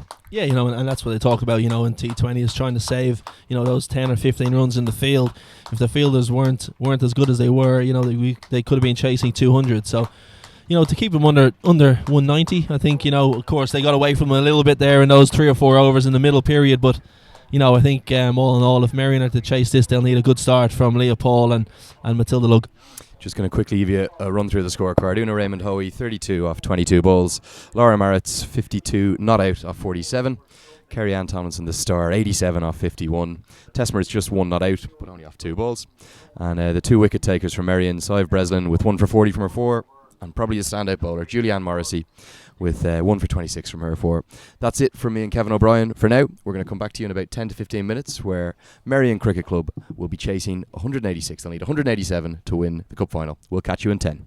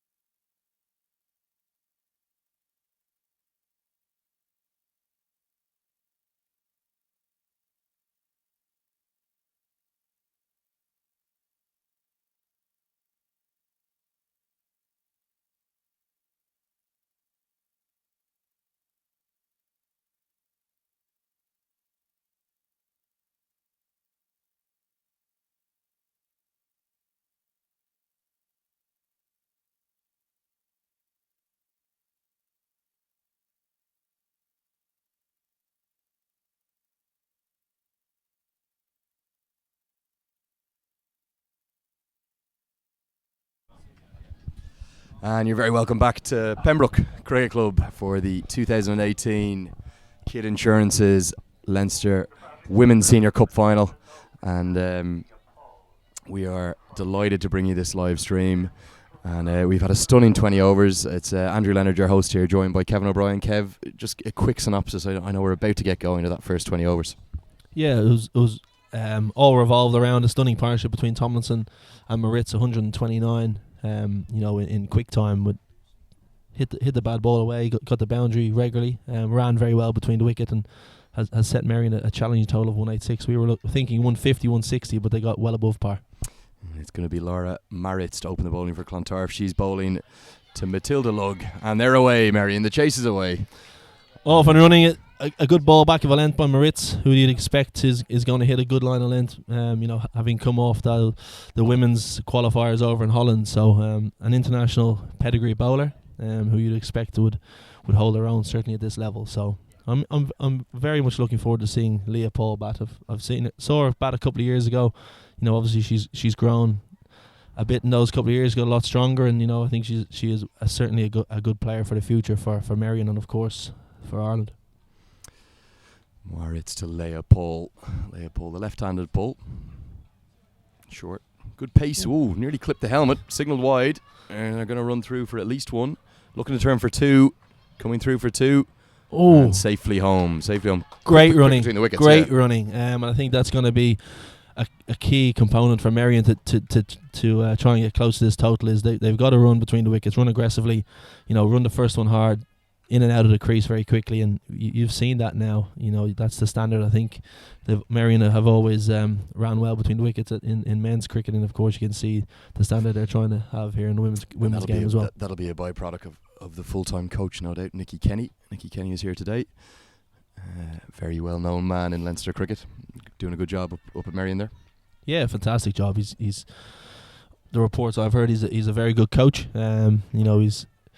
He's obviously played the game for many years, and he has a certain style, the way he wants the game to be played, and probably a bit, like myself, would be more of a hitter than a nudger. More of a hitter than a runner. Carved away. It could well run away all the way for four. It's a quick outfield. We saw it in the first innings. You beat the infield with the new ball. The ball races away to the boundary there, third man. It was a good delivery by Moritz. Looked like it just shaped away and got the outside edge of Leah Paul's bat, but as we said, the outfield is absolutely lightning here, and a change. Raymond Hoey is coming out to extra cover and being replaced in the slip cordon. Going to short fine leg, so they've taken the slip out very early on in the innings. Paul was looking to drive, made a lovely shape, but just did fly off the outside edge behind point. Maritz in again, looks for that drive, but through to the keeper. That's the one thing, pace in T20. If you have a bit of pace as a bowler, of course it's a huge advantage.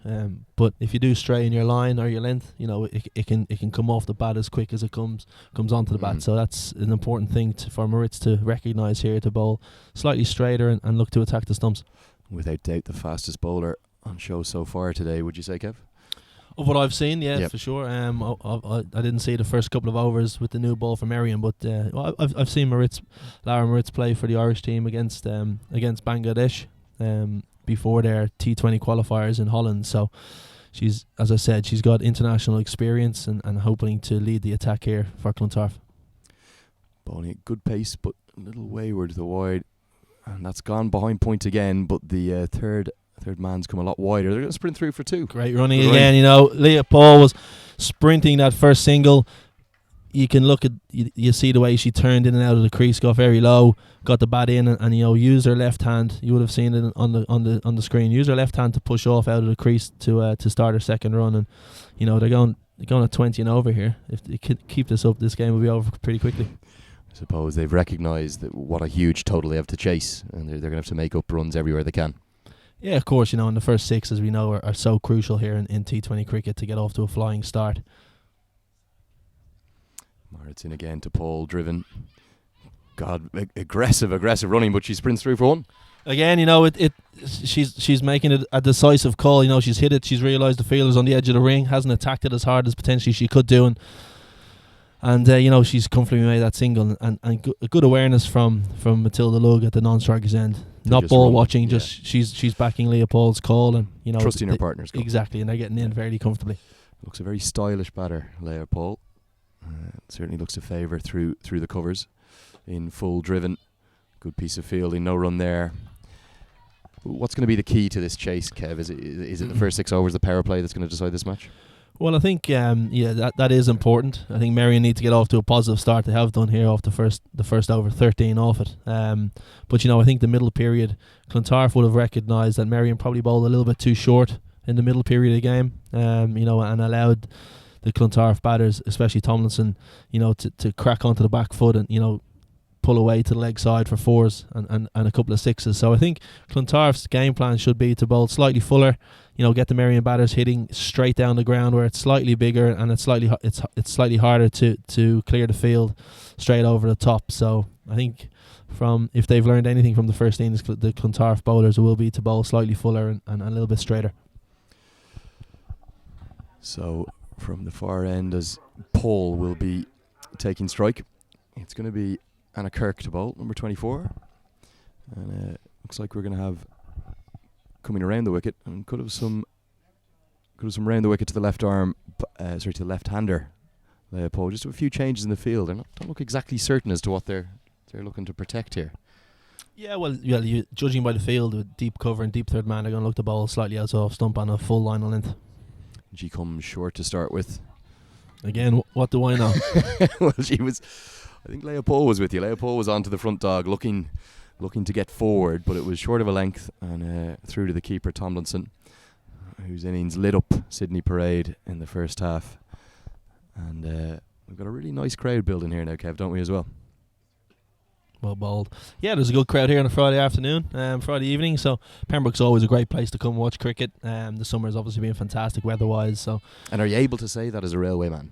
Of course, from across the road. Railway and Pembroke have always got a good relationship. A good rivalry. Yeah, it's a friendly rivalry, of course. But always enjoy coming over here and having a couple of pints in the bar and watching some good cricket. It's always very warm in the wall. So I've got to stick on the factor 50. Good length. Great shot. Lovely, glorious shot. Behind point again. Big chase for the fielders, but it's 4 all the way, Kev. Again, highlighting how quick this outfield is. I'm glad I'm not playing this weekend, today and tomorrow, because my miniature medium would be getting absolutely panned all over the shop. I mean, again, I was a back foot defence by Leopold, slightly open her wrists on contact, and it's just gone past Una Raymond Hoey there, backward point, and deep third man and deep cover had absolutely no chance of getting it. Very reminiscent of a shot we saw from Kerry Tomlinson earlier in the innings with wonderful timing. Again, it's T20's a game. Here it is up there. It just races away for 4. In comes Kirk again, and it's going to be a wide. Umpire's been very consistent with that. They've been very strong. Anything leg side in your 2020's got to be a wide, and your one day stuff, of course, as well. The standard in general, Kev. You probably haven't watched too much women's cricket so far this year, but is something that you've been impressed with? Yeah, I mean, I was very impressed with how the Irish girls went against New Zealand. Okay, the results weren't as they would have liked, but I watched the first T20 down in YM, and very impressed with the bowling and fielding of the Irish team. The general rise in the standard of women's cricket, of course, is very strong, isn't it? Yeah, definitely. And you've got some very good young players coming through. You've got Lucy O'Reilly, who's been around for a long time now, but I think she's only 17 or something, 18. She's a great prospect. Kim Gart's still very young, probably early 20s, if even 20. You got Gabby Lewis, who looks to me to be their standout batter herself, and she's had a good season so far. Nice mix of youth and experience in that Irish squad. Radar a little off so far for Kirk. That's going to have to be wide again, well outside the off stump. Yeah, it's one thing I noticed. Clontarf have struggled with extras this season. They've leaked a lot of wides and no balls in the previous games. Sometimes looking at 20-25 wides in an inning. So that's going to be important for Clontarf now to try and restrict them. But the first 1.5 overs, we've already seen 5 or 6 wides. Merrion right up with the rate to start. Just a dot ball worked into the leg side. A short mid wicket there, mops it up. Tess Moritz. I suppose the crucial thing here is, if you're looking at your power play, what are you looking to get? You need over 9 and over to win the match, but what are you looking to exceed that run rate in the power play to start with? Yeah, I think you certainly want to be at 9 and over, and if you're not At a very minimum. if you're not at 9, maybe 8. You can't be at 6. Because all of a sudden the run rate's up at 10 or 11 for 13 or 14 overs. The radar off again, leg side this time. That's going to be wide. Yeah, just around the wicket, just slightly, just pushing it in. Might be an option to come around the wicket and try and bowl across the left-hander with this field, especially deep third man and deep cover, and get Leopold hitting the ball out to the offside where you've got a bit more protection. Because if Leopold gets any bat in that, it's going to race away for 4 past short fine legs. So might be a change in tactic, maybe potentially. Kirkin again round the wicket, shorter this time, pulled away. That's going to race away for 4. She's picked up that length, beautiful, wonderful shot. Great shot again. Quick onto the back foot. Again, it's she hasn't moved her feet much, but she's just shifted her body weight onto the back foot, and again from around the wicket, all she needed was to find a little bit of bat in that, and it's raced away for 4. So Merrion have started this run chase in a very positive fashion. 24 off 2 overs, and if they can get the next 4 overs for something similar, we're in for a great run chase. For a cracking game. And we're delighted to be bringing you the 2018 Kid Insurance's Leinster Women's Senior Cup final here. And as Kevin O'Brien in the commentary box to the right of me says correctly, we could be in for a cracking game. The sunshine streaming across in Sydney Parade. Beautiful evening for cricket. And we're being treated to a real spectacle on the pitch. Talking about that power play, Kev, obviously for our viewers here, that means that only 2 can be outside the 30-yard circle. Is that a period in the game that you would like to bat in? I know you've done it previously in your county career, but obviously for Ireland you bat a little bit lower down. Yeah, for sure. That's going to be 4 more. You come back to that, Kev. Sorry, that's been clipped away behind square. Lovely shot. Again, a little bit straight, and there's going to be a change in field. I think deep third man's going to come up. The easiest place to bat in any cricket, in one day cricket for sure, is top of the order. Where you've got the restrictions for the power play, 2 men out, or 2 players outside the ring for the first 6 overs in T20. Does the fact it's a new hard ball come into that as well? Yeah, of course, it comes off the bat so much better. I've batted most of my career in the middle order where it's a bit softer and the spinners are on and the field is out, so it's slightly more difficult to find a boundary. Yeah. Going to be another wide. And is there a reason, I suppose, that you've ended up down the order? Is it because you've got your all-round skills and you contribute with many different dimensions? Your bowling. Would you like to bat up the order? Yeah, I'd love to get up there. I've asked not just not just lately. I asked even when Simo was in charge to try and get up. Because it's something you did in the CPL quite successfully. Yeah, as well, with Trinidad as well. So, well bowled. Beautiful length that. Actually come up a little bit off the pitch, and that's the first one we've seen. Just a little bit of movement, perhaps. Well, it looks like ball's doing a bit. Well, it looks like she actually finished her action there and kind of bent her back a bit, maybe a bit frustrated after the previous wide, and that ball looked like it kind of angled in and maybe straightened a bit and beat Lug's bat. So there is something in it for the bowlers here with the new ball. Fuller clipped away again. That's Glorious shot. That's going to be 4 more, all the way out to the boundary. Lovely shot. Yeah, straying onto the pads again. With this field, you ideally can't bowl on the stumps. So for me, you're already taking out 2 or 3 modes of dismissal. Here, as we see, so there's been a field change now. Deep square leg has gone out and deep covers come in. So again, covering the straighter ball that has been clipped. You can just sense a hum in the ground, anticipation building that we could have a real game on here. Completed her action nicely there. Good delivery. Going to be a dot ball, but you can almost feel that, can't you? That everyone's going, hold on, we thought the game might have been over after 20 overs, but we've got a cup final on here. Yeah, for sure. They're going at 13.2 and over or something. So this is reminding me of Celette against Holland in 2014. Panic stations in the ICC World 2020. Down the leg side, huge appeal given.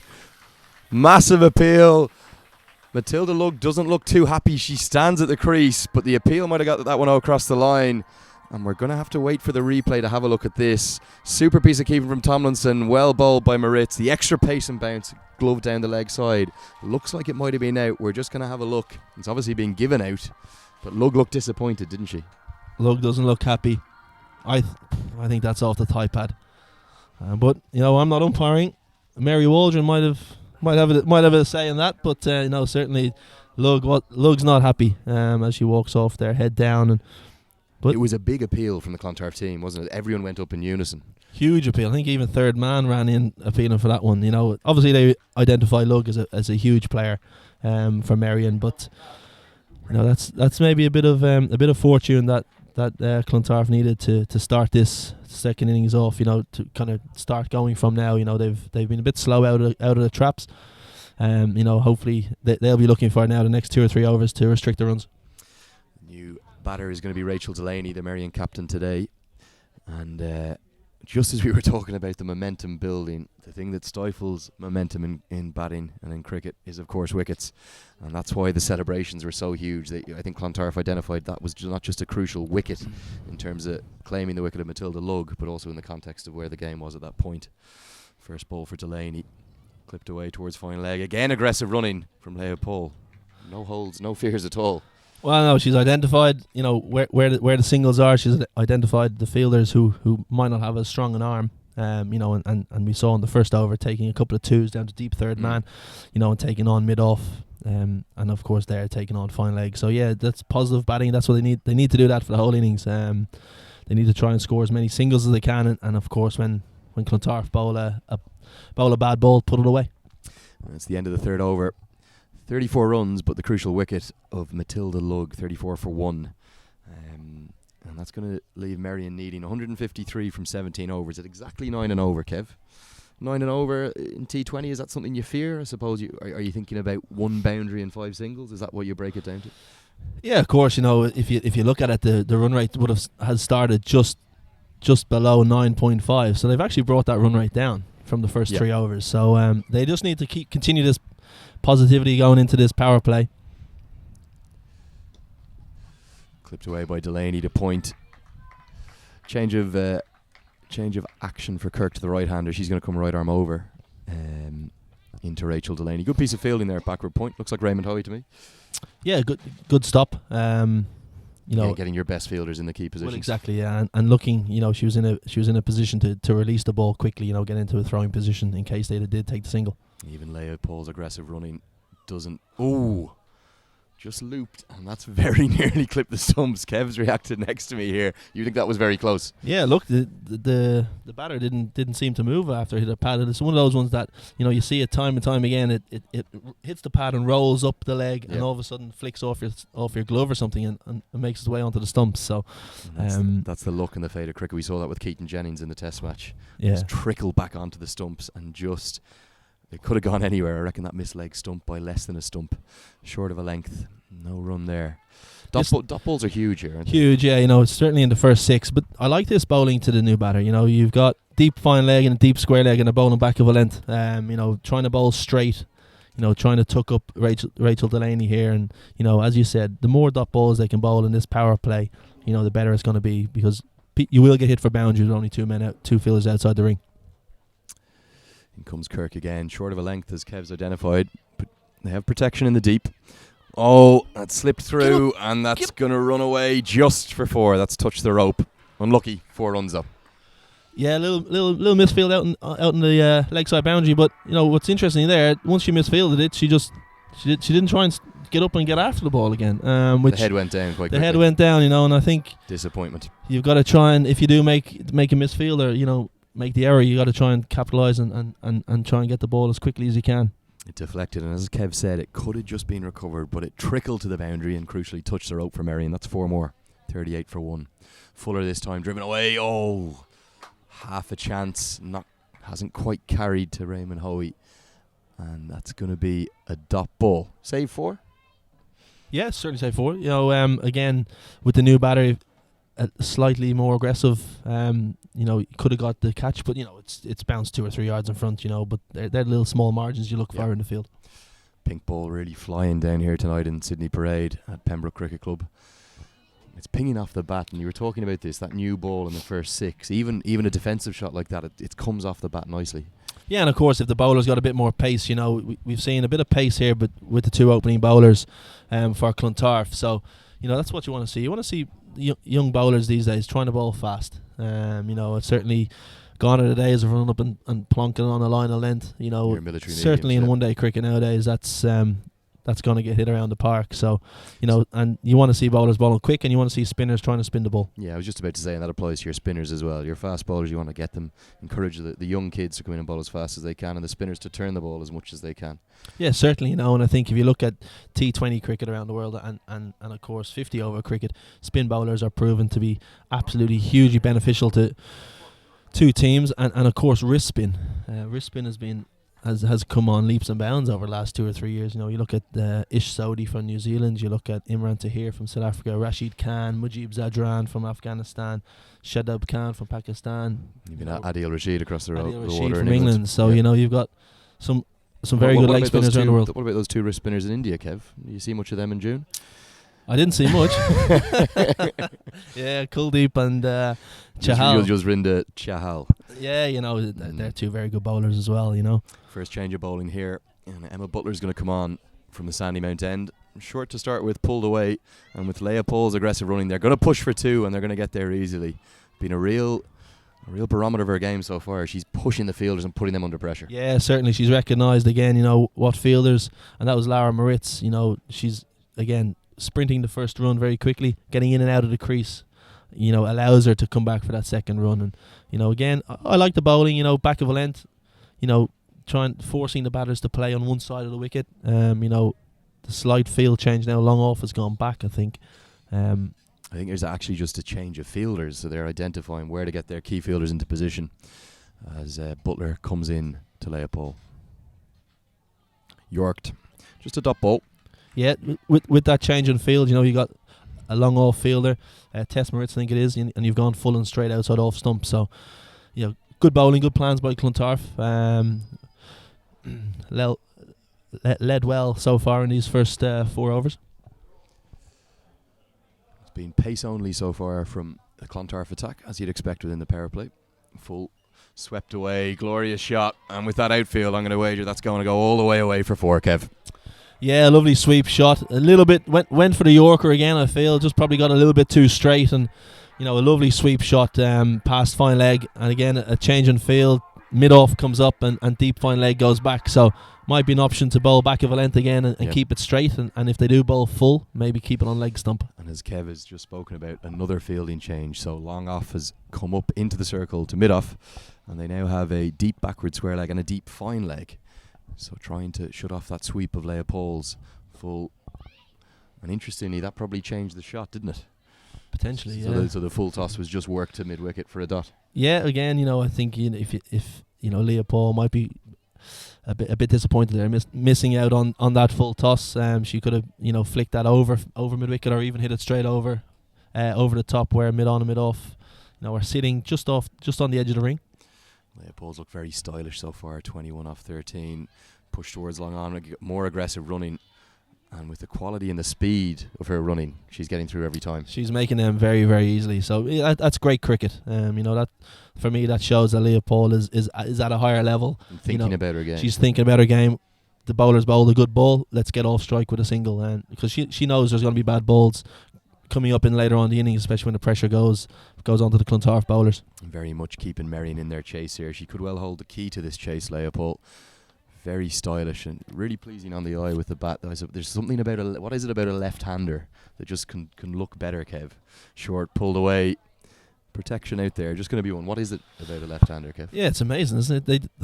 They do just look better than right-handers for some reason. I'm not sure what it is. About your Brian Lars. Yeah, of course. You've got them all. Garfield, Sobers, and but.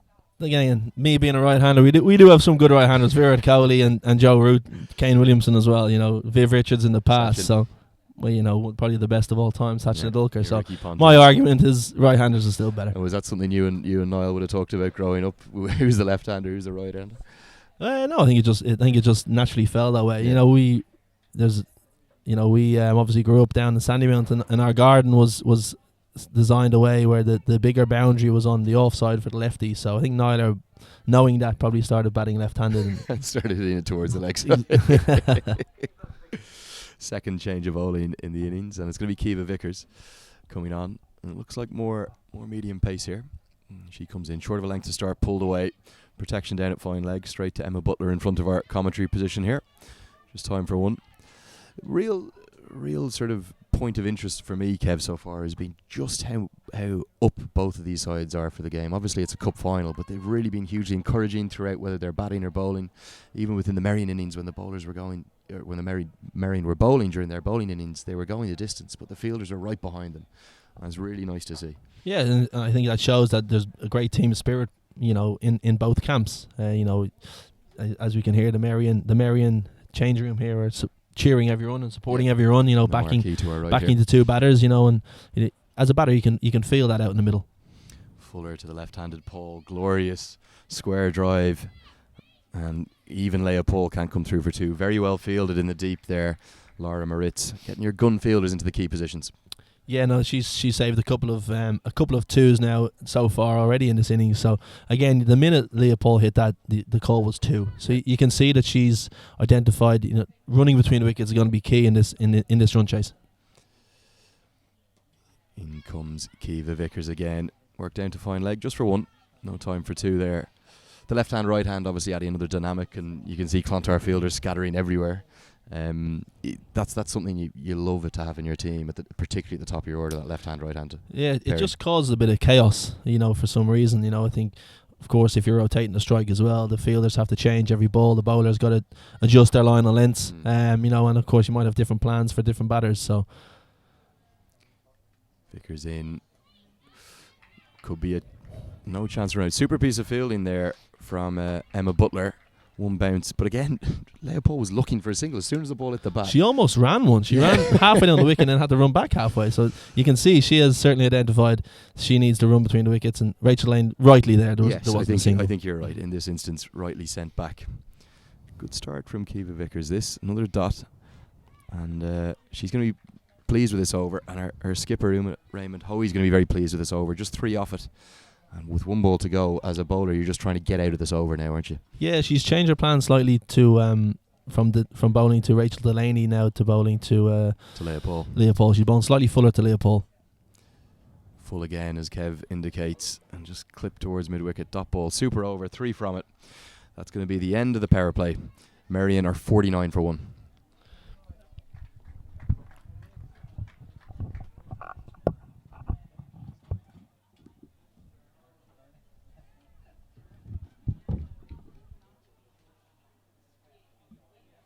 And as you'll see here with the batting scorecard in front of us, that's the end of the power play. 49 for 1 after 6 overs. Leopold 23 not out and Rachel Delaney 8 not out. Just looking at that card there in front of you, Kev, you think this is going to have to be a big partnership, a little bit like the first innings, yeah? Yeah, for sure.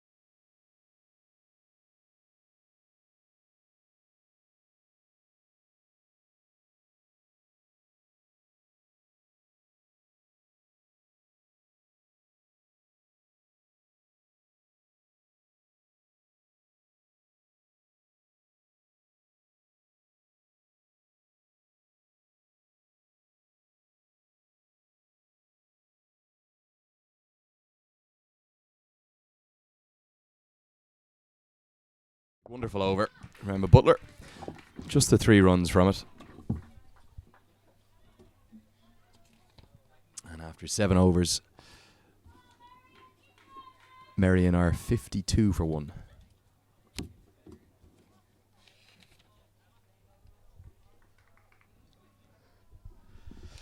And just gonna bring something to your attention here. We can't show you this on camera, of course, but my co-commentator here, Kevin O'Brien, who, as I referred to earlier, not only a legend of Irish cricket, a legend of Irish sport, lovely letter that's just come into him from a 16-year-old who's living in Sydney, Australia, and he loves the game of cricket, and I think he might be looking for an autograph from Kev. Do you get much of that sort of stuff? Yeah, certainly when I played in the county game, you'd get 3 or 4 letters, monthly or something, with lads who around England or further afield would be looking for autographs for their scrapbook and stuff like that. So collectors. Yeah, you wouldn't get badgers. Well, would you call them badgers? I wouldn't call them badgers. I'd say cricket lovers. Cricket lovers, yeah. No, you don't get it as much here. But certainly in the county game, you get it. It's I don't mind doing it, because without them, you gotta love it. Gotta play cricket for the fans, and hopefully they enjoy you playing. Just as we speak about that there, we've had a change in bowling, and it's a continuing bowling, Kiva Vickers. She obviously bowled a very good first over, but that's something is it moved away from the autographs now more towards the sort of selfies and the photos with you now? Is that what the fans tend to? Yeah, you still get a bit of both. People still want, as the DJ starts up his next track. Vickers in, hit powerfully down the ground by Leah Paul. Well fielded though. Paul's going to sprint through for 2, but Merrion need boundaries at this stage, don't they? Yeah, of course, especially the last 2 overs, they're only going for 5 or 6 runs. But what I like about that fielding is Long-Ons ran around, picked it up. Una Raymond Hoey at mid-wicket has provided an outlet for a relay throw. And the fielder's thrown it to Raymond Hoey, and she can throw it at either end. And that's nice to see, both sides giving 100%. That's full. The umpires have a look at each other. Going to be a chance to run out, direct hit. Super piece of fielding, but Leah Paul's that quick. She gets home for 1. Great bit of fielding from Hoey, attacking it, and again being in a position to release the ball quickly, hitting the stumps. Probably only had 1 stump to aim at there. Great bit of fielding. Was close to a no ball there, but I think the right decision was made. I think Leah Paul came down the wicket. Came down, didn't she? Yeah. So even though it might have appeared like it might have been over waist height, it is at the normal standing position of the batter. Super fielding though, the direct hit. Great. Very impressed with Clontarf's fielding at the moment. The last 3 or 4 overs. Obviously something that their coach has been working on. Andrew Pointer, Declan Gallagher, who does a wonderful job, sprinting through for 1 again. And Leah Paul wants that strike. She's quick between the wickets, and Rachel Delaney had to be quick between the wickets as well. They get through for a scampered leg by as Delaney dives in at the far end. Yeah, dived in there. Good bit of fielding by the keeper, getting the glove off quickly and into position again to throw. And I think that might have been close with a direct hit. As the batters are having a little conversation in the middle of the wicket.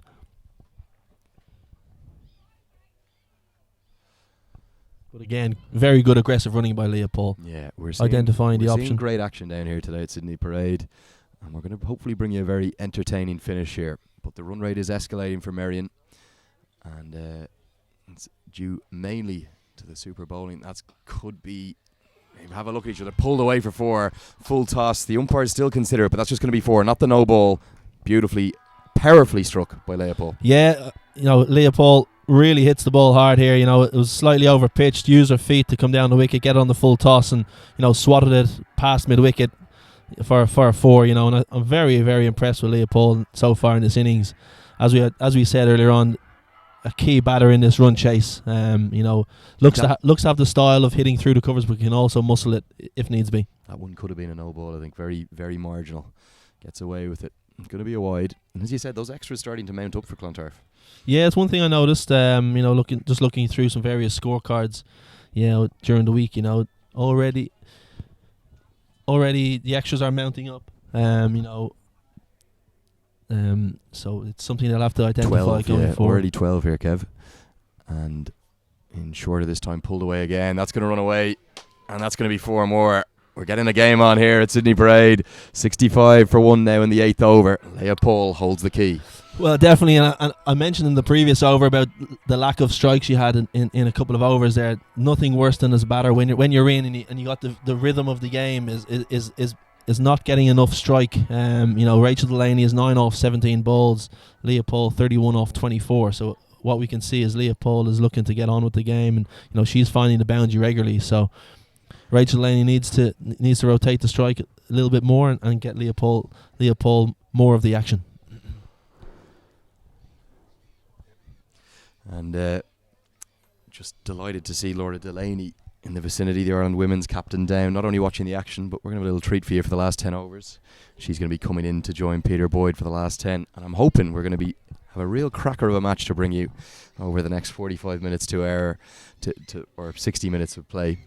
Sun coming in, full toss again. That one is signalled no ball, and it's pulled away powerfully, and that's going to be 4 more, so 5 runs to the total and a free hit to come. Yeah, and I think it's the 3rd or 4th free hit of the innings. So as we mentioned earlier on, Clontarf have struggled with extras in this competition and in the T20 league this season. So you're already at 10 or 11 wides and a couple of no balls. So and Rachel Delaney needed that. She needed a boundary. She was 9 off 17.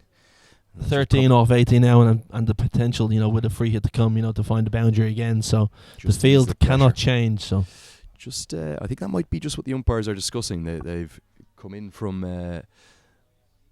I think that might be her second no ball for height. Yeah. So I think that might mean she is off. The umpires now calling Una Raymond Hoey over the Clontarf women's captain, and they're just going to discuss that with her. I think she's off. You look at the bowler's got her head in her hands. She's distraught, absolutely distraught, and this could be a huge turning point in the game.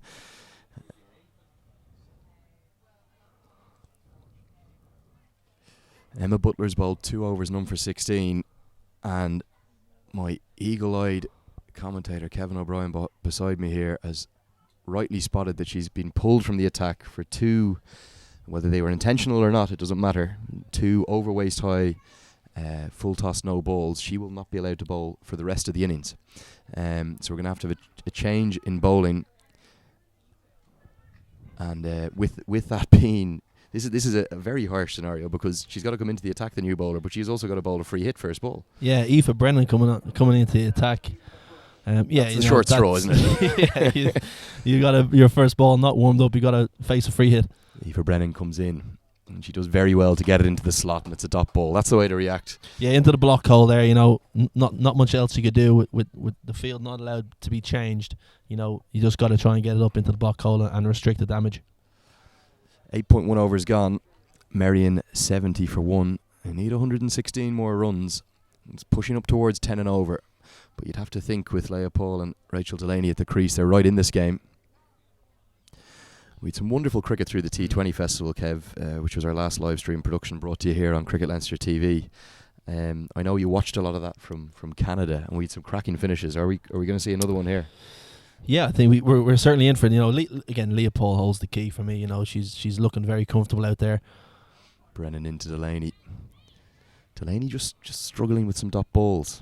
Yeah, well, I think these teams have played against each other two or three times this season. They would have picked up where each batter is strong and where each batter is weak. So I think you've seen the Clontarf bowlers bowl back of a length at Delaney and nice and straight, and she's not as comfortable at that delivery. That region. Fuller this time. Outside off stump, not signalled wide, so another dot ball. When you go through a phase like this, I'm sure you've gone through it like any other batsman, when you're struggling to get your strike rate going, what are you trying to do? Just get down the other end, pinch a single, or are you trying to blast one for 6 to get that strike rate back up? Yeah, well, I think you've got to identify as quickly as you can what bowler you can take down. And if you can't, you've just got to look to try and rotate the strike to get, in this case, Leopold back on strike. And great result there for Merrion, not only the wide but also the single to get Paul onto strike. So 2 runs to the total without a delivery bowled. Certainly a tough job for Aoife Brennan to do. She was given no warning about coming into bowl. She probably wouldn't have been warm in any way. She's tossed the ball because of the fact that we had to lose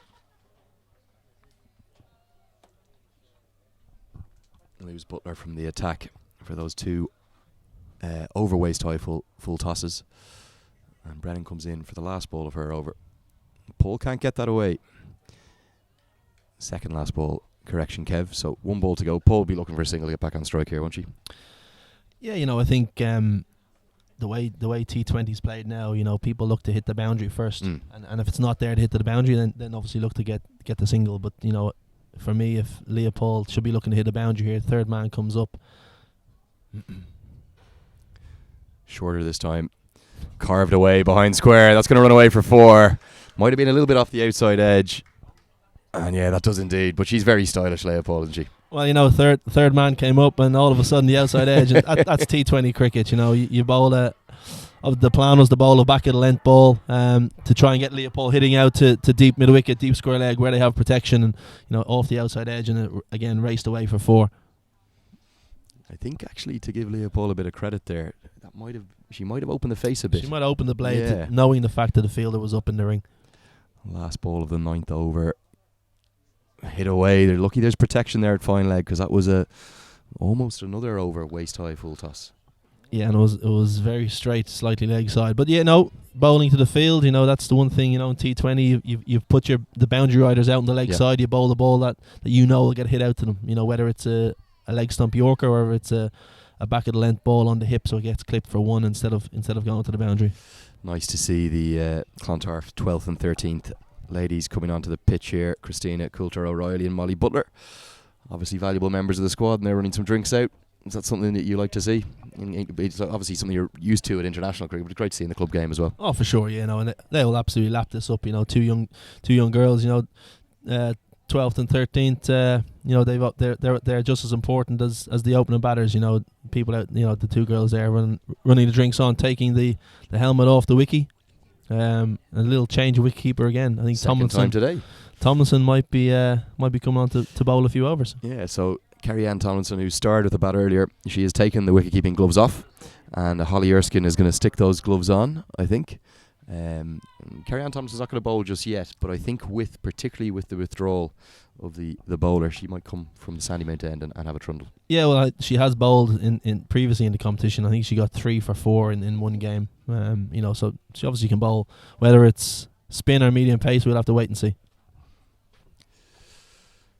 Change your bowler, full pull deep into the leg side. Kev calls it as full more, and it is gone all the way. Lovely shot, Leopold putting on a masterclass here. But I also think it's a no ball for having 5 fielders outside the ring. Square leg is called a no ball. You've got fine leg, deep square, long on, long off, and deep cover. Carrie-Anne Tomlinson doesn't look happy, and she's remonstrating with umpire Sajo. It's a little bit of confusion here, but I think it's going to be a no ball. It's a free hit. Umpire and it is signalled free hit, just as we spoke about a couple of overs ago. You can't change the field. So what do they do?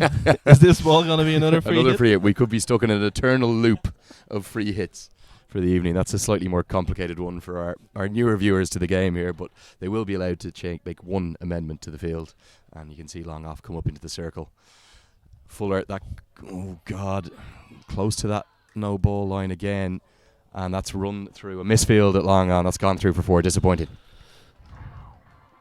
Just over pitching there again, very close to being another waist high full toss. Could have been a no ball again, but again the momentum swinging with Merrion. If you look at the halfway stage in the Clontarf innings, they were 65 I think off 10 overs. Merrion are up to 90 off 9.1. So certainly Merrion hold the advantage here with Leopold on 48 not out. One of the things we love about cricket so much, that ebb and flow within the game, even in the shortest version in T20.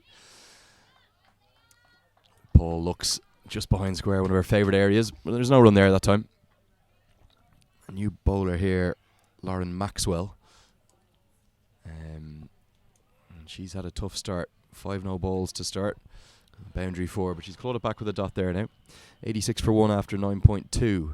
And the required run rate is 9.3. And the current run rate is 9.3. So it's game on, Kev.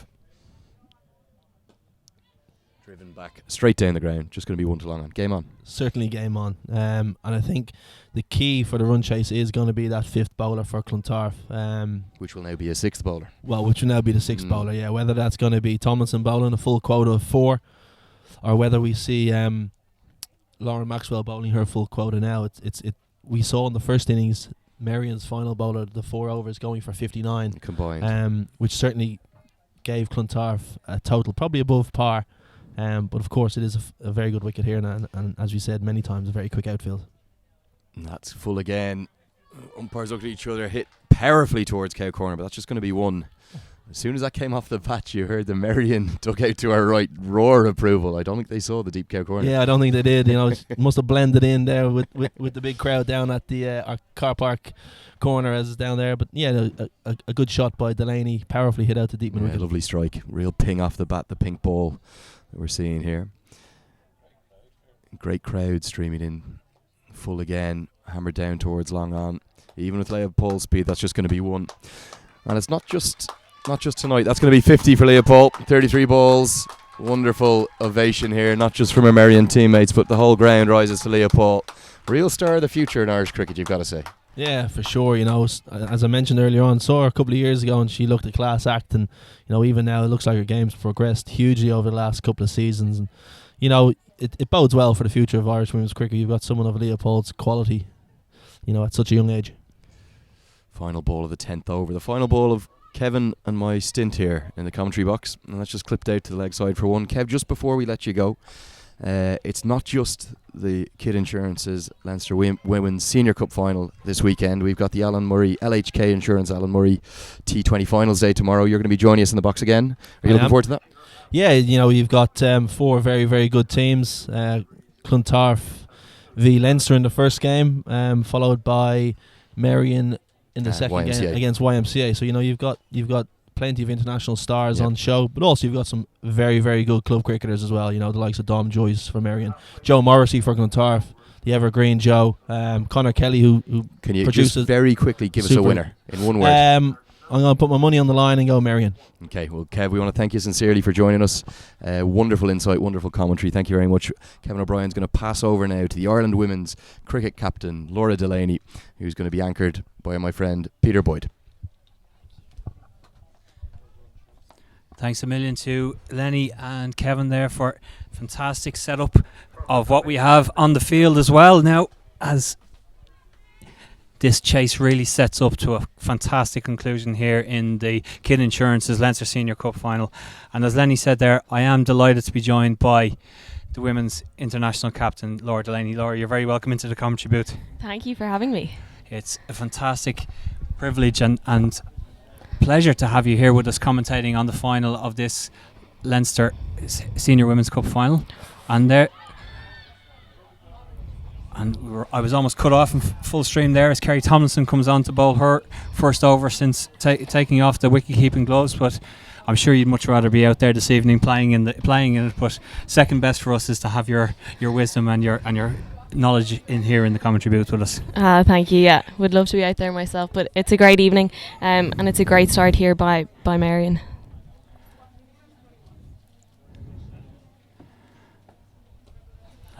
Whipped away there.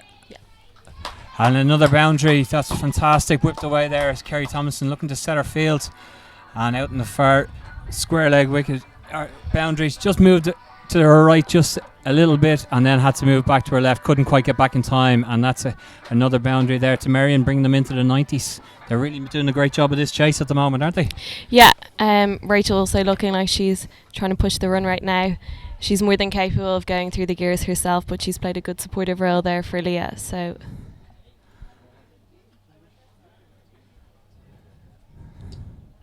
second ball is a dot, and as Kevin said just a few minutes ago, that nearly matches what Kerry Thompson's overs went for in the lead up to this cup final earlier in one of the rounds. She took 3 wickets for 5 runs in 3 overs, so that one boundary and one shot nearly matching that. Looped up there, attempting the drive, and it is a single there for Rachel Delaney. Yeah, pace off the ball seems to have been effective on this wicket here today, and it'll be interesting to see how Kerry goes against Leah. That's it, that left-hand, right-hand combination, as the lad said earlier as well, just forcing changes in the field. And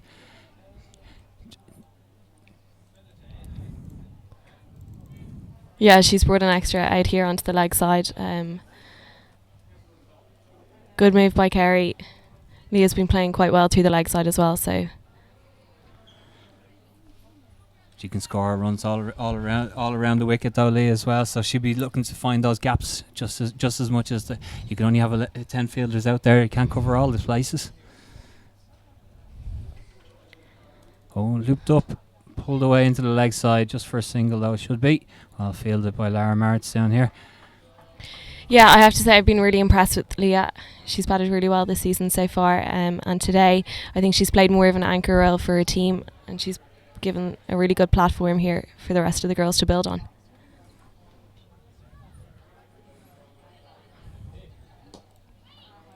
No one there.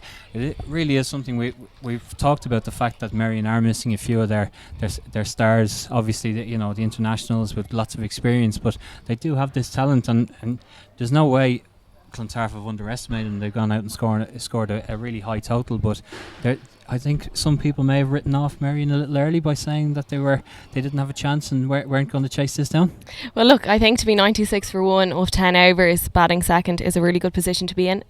Wickets in hand, and also Leah Poole and Rachel Delaney, 2 players who have represented Ireland themselves at the crease, and they're starting now to push through the gears and up that run rate. So, yeah, I think the next few overs for Merrion will be crucial. Wickets in hand is brilliant though.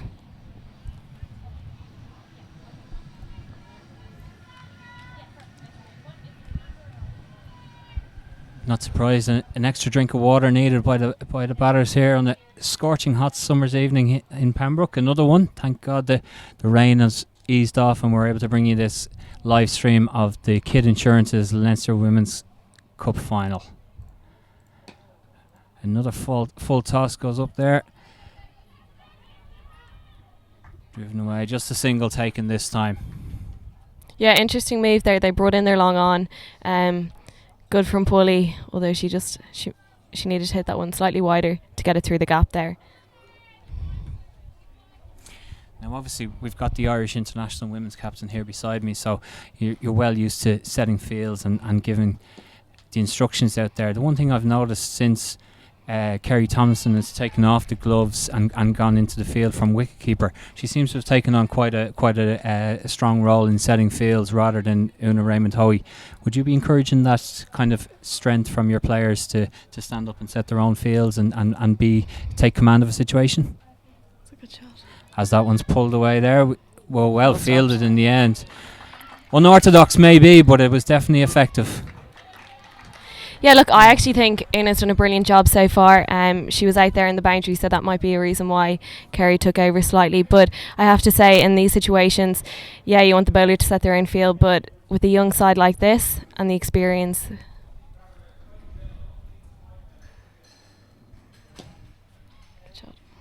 Good shot driven down the ground there, just one again. But yeah, it's a kind of combination between the two of them, between Raymond Hoey and Kerry Thompson. They're working together rather than one trying to be in charge and one sitting back more. Yeah, exactly. And I think the experience in both Una and Kerry is brilliant because they're both going to have different ideas. Tossed up again and driven. Well fielded. Yeah. That was super stuff there, saving the boundary and just restricting it to just a single for Merrion there. Yeah, these two are rotating the strike well. I think if anything now they'll just try and look to push those ones into twos, hit the gaps and run a little bit harder between the wickets just to up that run rate ever so more.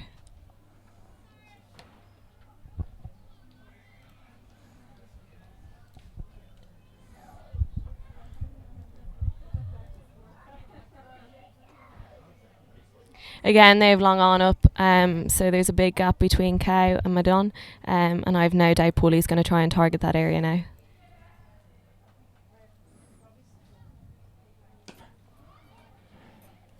Healing across, calling for two. Definitely intent, but no. Shoots one ball in the air again. Very often, as was said, once you see that ball in the air, you're kind of restricted then to sitting back and waiting for and settling for the one there. Yeah. That's the end of the 12th over. It's 104 for 1. Una and Kerry just having a quick chat out there in the middle, and I think if anything now at this stage of the game, they just need to mix up the bowlers, try and create something if they can, and create a little bit more pressure. Yeah. The two batters in the middle now looking quite comfortable. They haven't really given any chances. They haven't really looked like they're in any trouble at the moment. So it's up to Clontarf now to try and either create a bit of pressure or a bit of magic in the field now to turn this game back in their favour. Yeah, exactly. I don't think they need to do anything too funky, even just changing up the bowling or a slight change in field position to make Paulie and Rachel play in a different area.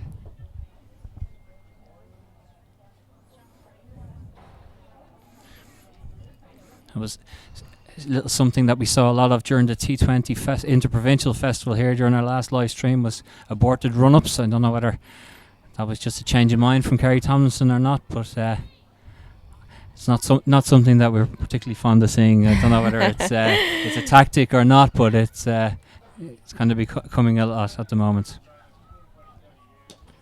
And driven there, and put down, but the run-out chance still, and she take the bails off, and it's out. Yes, a double chance, and the second chance is taken. That's a huge wicket now for Clontarf. That is absolutely magic. Aoife Brennan there dropped the chance first off, but then was quick enough to react and get the ball back into Holly Erskine behind the stumps, and she was able to whip the bails off.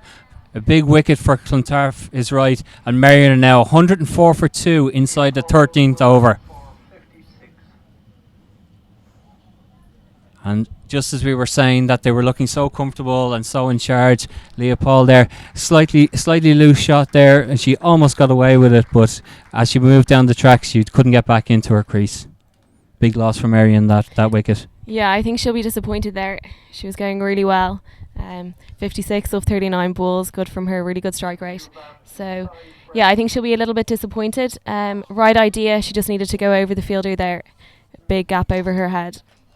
Yeah, there's big gaps down towards us here in our commentary position, and that once it cleared that fielder, it was a definite 4 because everything is running away on the quick outfield. But Aoife Brennan did very well there, reacted after grounding the catch first off, but she was quick to react and got the ball back into Holly Erskine, who did the needful and whipped off the bails. So this really throws it back into the mix now. Sive Breslin is the new batter in. Merrion 104 for 2. Now we've got to readjust and decide where we think we're going from here now, as Kerry Tomlinson comes in again. Good start. And through the fielder again, and it's gone for 4. Sive Breslin getting the break this time, and off the mark with a boundary straight away. That'll be good to settle the nerves on the big cup final day. Yeah, it will. Not what you want as a bowler just after taking a wicket. You want to build that pressure again. But good for Sive to get off the mark straight away.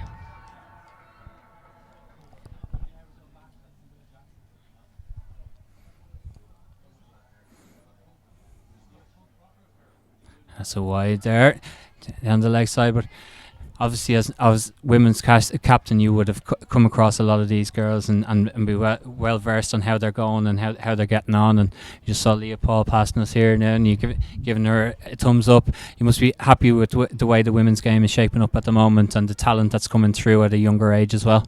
Yeah, definitely. I think the girls are scoring big runs, particularly in this campaign. Una Raymond Howe has been brilliant throughout, and even Lara Moritz there in the first innings. She also scored 97 in her semi-final against YM. So it's brilliant to see the younger girls coming through. And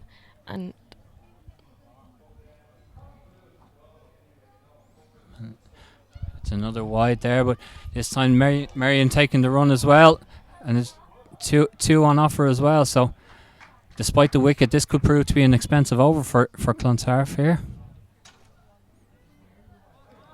But yes, as you said, the youngsters coming through, putting the pressure on the more experienced players. I was just about to say.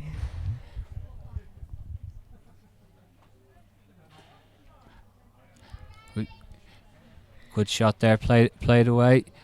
Looking for 2 again, but just taking the single. And of course, those experienced and established players have a lot of them named in the training squad for the women's T20 World Cup. So you'll be looking to get into a good groove there with the squad and put in some hard work ahead of that campaign. Yeah, we have a big 3 months ahead of us, which it's a good chance. Driven back to Tomlinson. She almost managed to take the grab. It was a tough chance, but she nearly managed to pull it off, but just grounded there. That would have been a big wicket for Clontarf to take a second in that over, but unfortunately for them, it was grounded and Merrion survived. It's 114 for 2 through 13 overs. Yeah, I think so. I will be pretty relieved that Kerry put that down. I think these two need to just consolidate now and rebuild. Rachel's more than capable of going through the gears herself.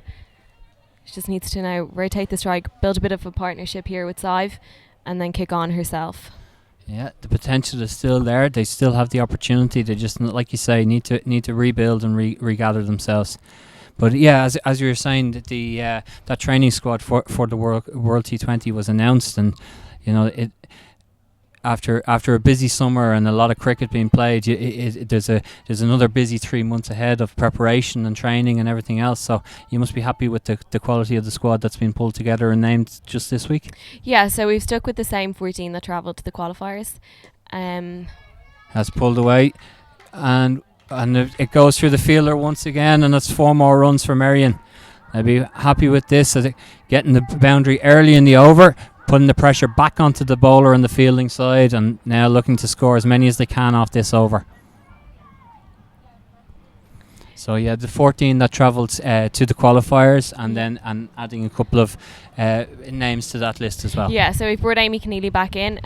Obviously has a lot of experience and has been to World Cups before, and also Louise Little, who hasn't been to a World Cup before but has featured.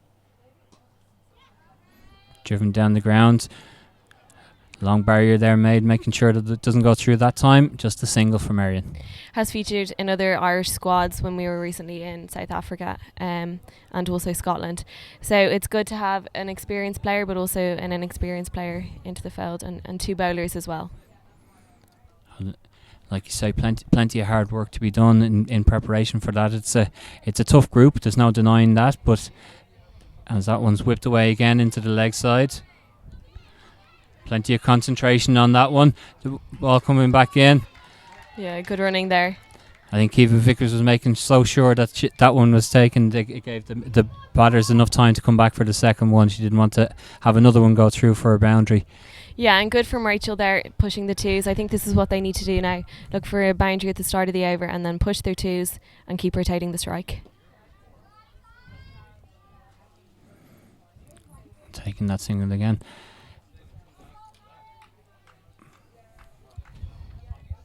And with the training squad that has been announced, Laura, will there be plenty of sessions in Ireland and around trying to get the fitness work and the teams training together?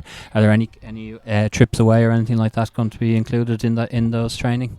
We actually have our fitness testing next weekend, everyone's favourite, followed by a Super 3 game up north in Lisburn, and then after that we're out in Abbottstown twice a week for gym sessions, and then we're able to use the nets out there as well. I think that starts around the 14th of August.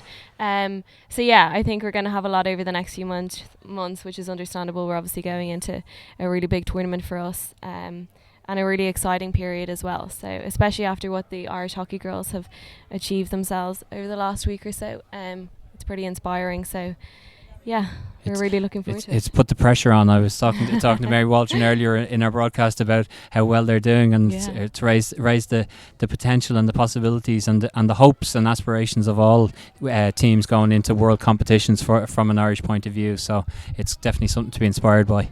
Definitely.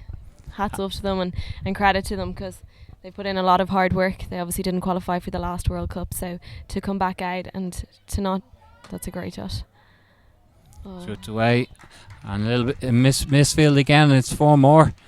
So definitely pushing along now again. Boundary early in the over, and I think Rachel, being the senior batter out there now, is going to take charge. A couple of boundaries, a few 2s and a few singles. Over sorted.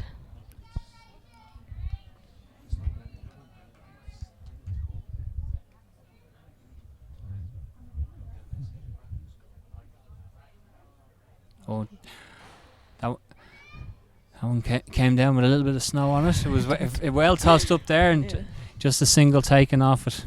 I think Rachel will be disappointed she missed out on that one, but Kerry seems to be tossing them all up. I think if I was in, I'd be having a quick chat with her now and be asking her to bowl into the wicket. Well, that's it. When there's a little bit of something on offer there, and they're not really taking advantage of it. A lot of full balls and full deliveries from the Clontarf bowlers. Oh, and she's stumped and or run out off a wide there.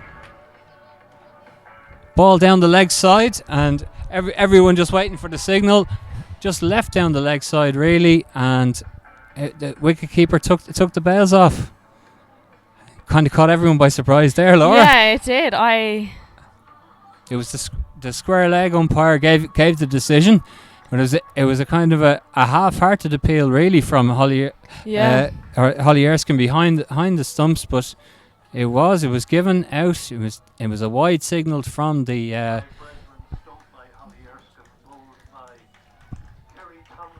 I think Sive will be disappointed there. The two of them had just started building a bit of a partnership. So disappointing for her, but in comes Emma Poole. So there we have it. The third wicket falls for Merrion. They are 127 for 3, and that's a big disappointment for them. Expecting to get the extra ball and the extra delivery, just a little lapse in concentration, possibly stepping out of the crease, and Holly Erskine quickly there to whip the bails off, and that. So Emma Paul comes in, and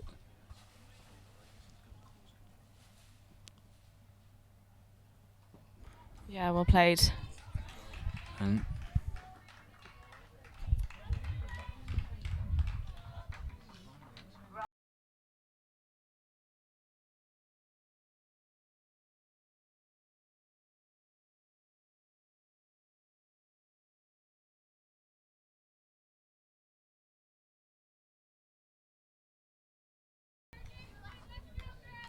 just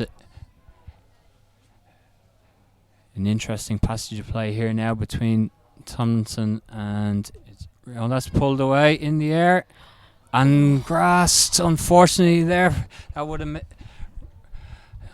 Raymond Hoey's disgusted with herself for dropping that one. It was a big chance to really drive the advantage home for Clontarf. She'd be disappointed she didn't take that one. Yeah. She's a brilliant fielder, and one I'd always put my money on to take those catches. That's it. That takes us up to the end of the 15th over, and Merrion now 135 for 3, needing another 52 runs. 52 runs off five overs. It's not beyond them. Definitely not. It's not beyond them, and I think this is where they'll miss Isabel Joyce. Izzy has played a crucial role at the end of the innings. In particular against us in the semi-final. She took us apart in those last 4 or 5 overs. So I think when you're missing those players that can come in and be creative, play different shots and hit 4s and 6s, it puts a lot more pressure in the lower order. Yeah, it's definitely something, and that being in that situation and knowing how to get over the line and knowing that you can get it down. Once you get it down to the last over and anything is possible then, really. So between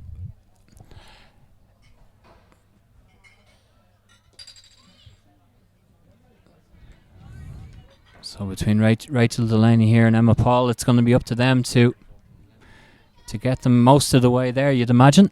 Yeah, and good field placement here by Una. Pulled away and well stopped there. Tight leg side. Hard to get this bowler away because there's not so much pace on the ball.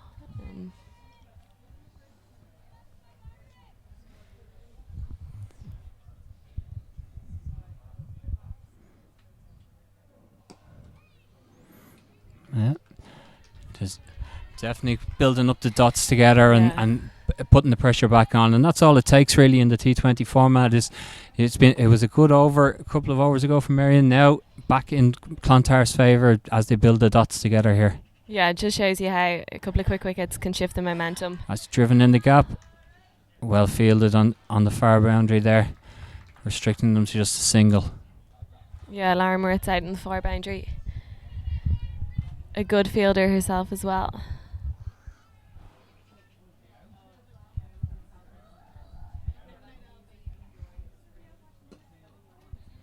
And well bowled again from Maxwell. Finishes that over with a dot ball again. And now it's 137 for 3. Another good over. Just short run. Only a few runs off that over. Yeah, and it looks like Kerry's staying on, so I reckon these two batters really need to target this over. Pick a boundary early on and try and keep Rachel on strike.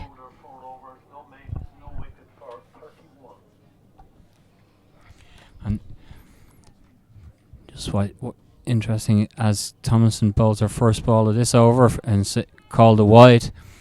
We were saying how well Lauren Maxwell had bowled that last over, lots of dots in it, and her 4 overs go for 31 runs. But it shows you can, 1 over can be the makings of you in a T20 match.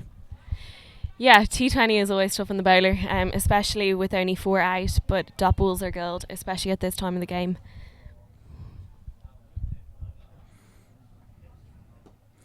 Good. So do we take from that you much prefer to have the pads on and be batting there at the top of the order than bowling? No, I actually love bowling at the end. I think it's a really good contest between yourself and the batter, and it's a great shot. Oh, straight to the fielder.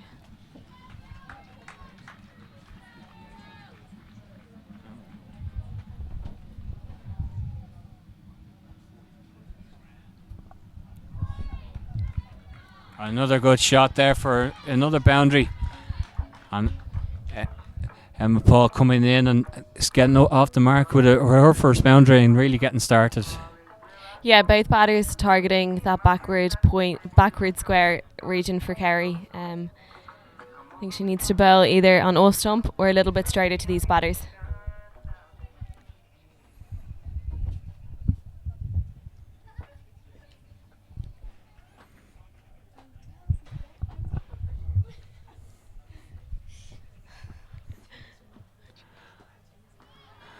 Emma getting down the ground, making that into a full toss. Just a single though. Yeah, and I think this is an area in general that Irish women cricket can improve on. I think using your feet and turning it into a full toss, but then we just need to make sure that we dispose of it. Oh. Driven straight back. And this time Tomlinson is able to hang on, and it is another wicket for Clontarf. That's 146 for 4 now. And that could be it for the Merrion chase, do we think, at this point in time? It's a big wicket. It is a big wicket, and you can see Rachel's gutted and raging with herself there. It's been a very, very good innings from Rachel Delaney, but just chipped that one back to Tomlinson, trying to go and make the big shots. As you say, they had to target somebody, and they looked like they were trying to target that over, but just unfortunate that as she came down the track, it just chipped back up to Tomlinson, who held on this time. A lot easier chance than the previous one that she put down. Yeah, I actually think it was the right idea by Rachel. She used her feet, came down there, mid on and mid off up, obviously looking to try and hit over the top, but unfortunately just didn't execute it as well as she would have liked to.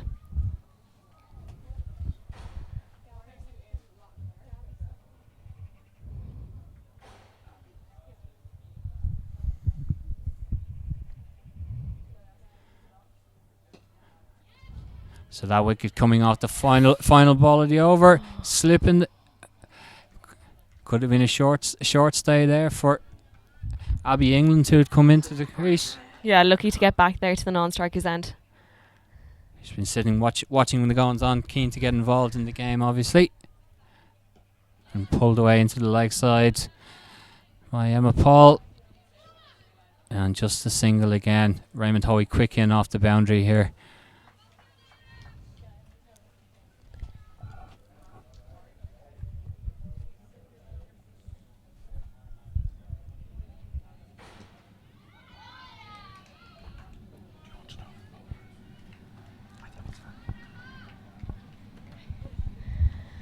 That's well worked and brings Emma Poole back on strike.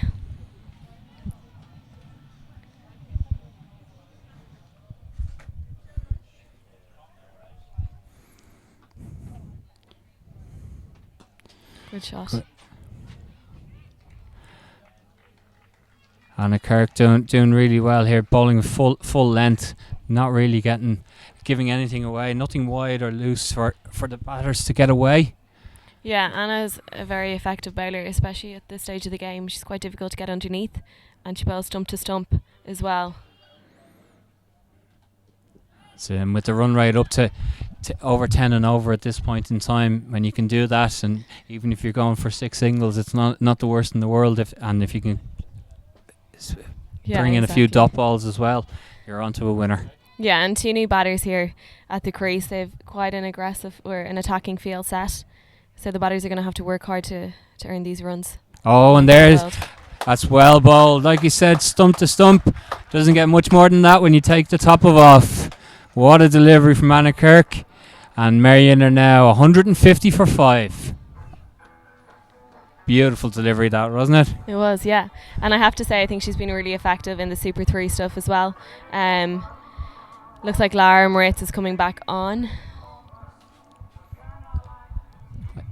Again, that was the last delivery of that over, and it takes another wicket and the last ball of the over. I don't know whether Clontarf feel that they are under time pressure or anything like that, but they're really racing around between each over to get themselves in position for the start of next. They're not really celebrating the wickets at all. They're racing into position to be ready after the last 2 overs, which were 2 wickets in the last ball of each over. They haven't really celebrated. They've just got themselves into position for the next over. It's interesting to see. Yeah, I'd say they're slightly behind, but I think they're also really focused on making sure that they just take each wicket now.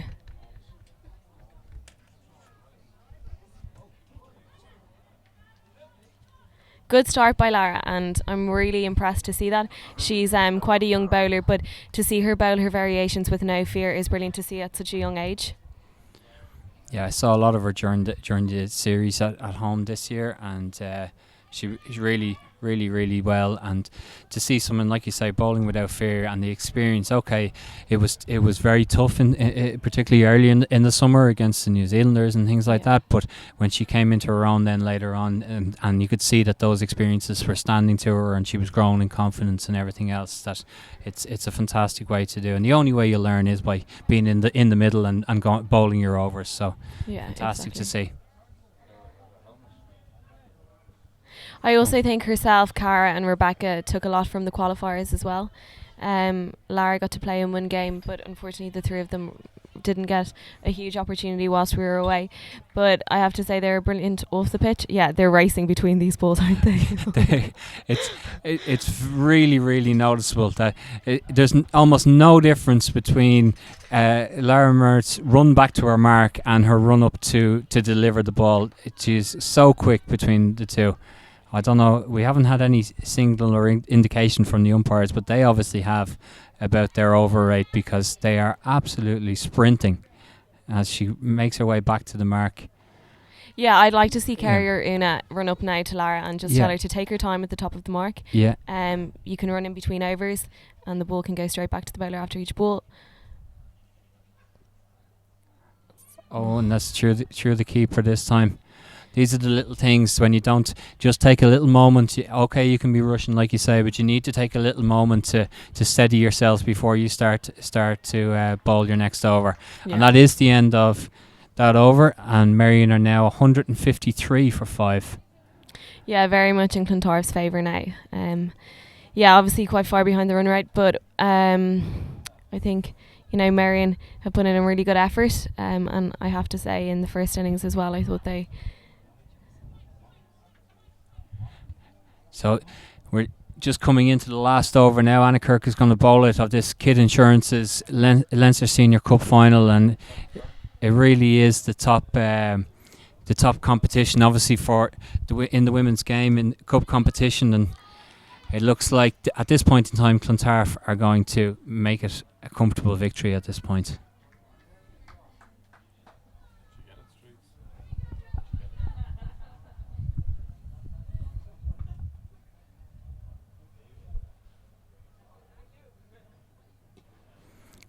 Well bowled again. Isn't it fantastic to see? And nothing to work with there for the batter, just straight down the middle, stump to stump from Kirk, and really well bowled. Yeah, and it's great to see that everyone in Clontarf has played a key role in this performance here today. whether it's been with the bat or ball. I think Laura Maxwell was a bit unlucky not to take a wicket, and her figures may not reflect it, but I thought she bowled really well. Direct hit there may have caused a bit of trouble for Julianne Morrissey, but just thrown up to the keeper, gave her that extra chance to get home. As we wind down here now towards the end, but it's Clontarf who are well in control of this one. 21 runs needed.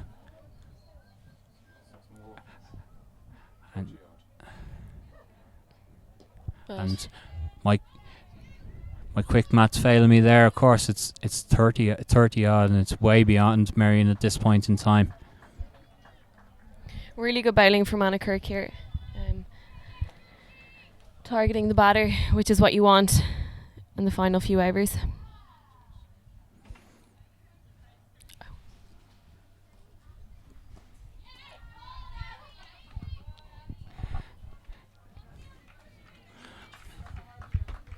Well, we're just winding down, Laura. Not quite the exciting or the pressurised last over that you were talking about earlier that you liked the chance to bowl, but it's definitely looking very much so like Clontarf's day today. But I think they've deserved it overall. Yeah, definitely, and I think it's brilliant to see Clontarf back in Division 1 and in their first season back in Division 1 in a final and to win, well, to be in such a convincing position at the moment. Is a credit to themselves and their coaching staff as well. And there we have it. It's Clontarf who are the Kid Insurance's Women's Leinster Senior Cup champions for 2018. They've defeated Merrion here by 27 runs. A fantastic victory for them, Laura. Yeah, Clontarf were outstanding in the field, and they were also fantastic with the bat. Fair play to Lara Moritz and Kerry Tomlinson as well. So, in the first innings there, we had Clontarf putting on 186 for 2. Una Raymond Hoey getting 32. Lara Moritz finishing 52, not out. Kerry Tomlinson top scoring with 87. And Tess Maritz finishing with just the 1 not out. All totalling up to Clontarf's fantastic 186 for 2. And in chasing it down, Merrion really were struggling all the way. They did have a chance early on with some of the batting from particularly Leah Paul and Rachel Delaney early on, and Matilda Lugg also put on something as well. But in the end, they finished on 159 for 5. It's a 27-run victory for Clontarf, and Clontarf are the champions of the Kid Insurance's Women's Leinster Senior Cup for 2018. It falls to me to thank Laura Delaney, Irish women's captain, Andrew Leonard, Kevin O'Brien and Mary Waldron for their support and commentary this evening. This has been a production from HBV on Cricket Leinster TV. Join us again next time, and until then, go well.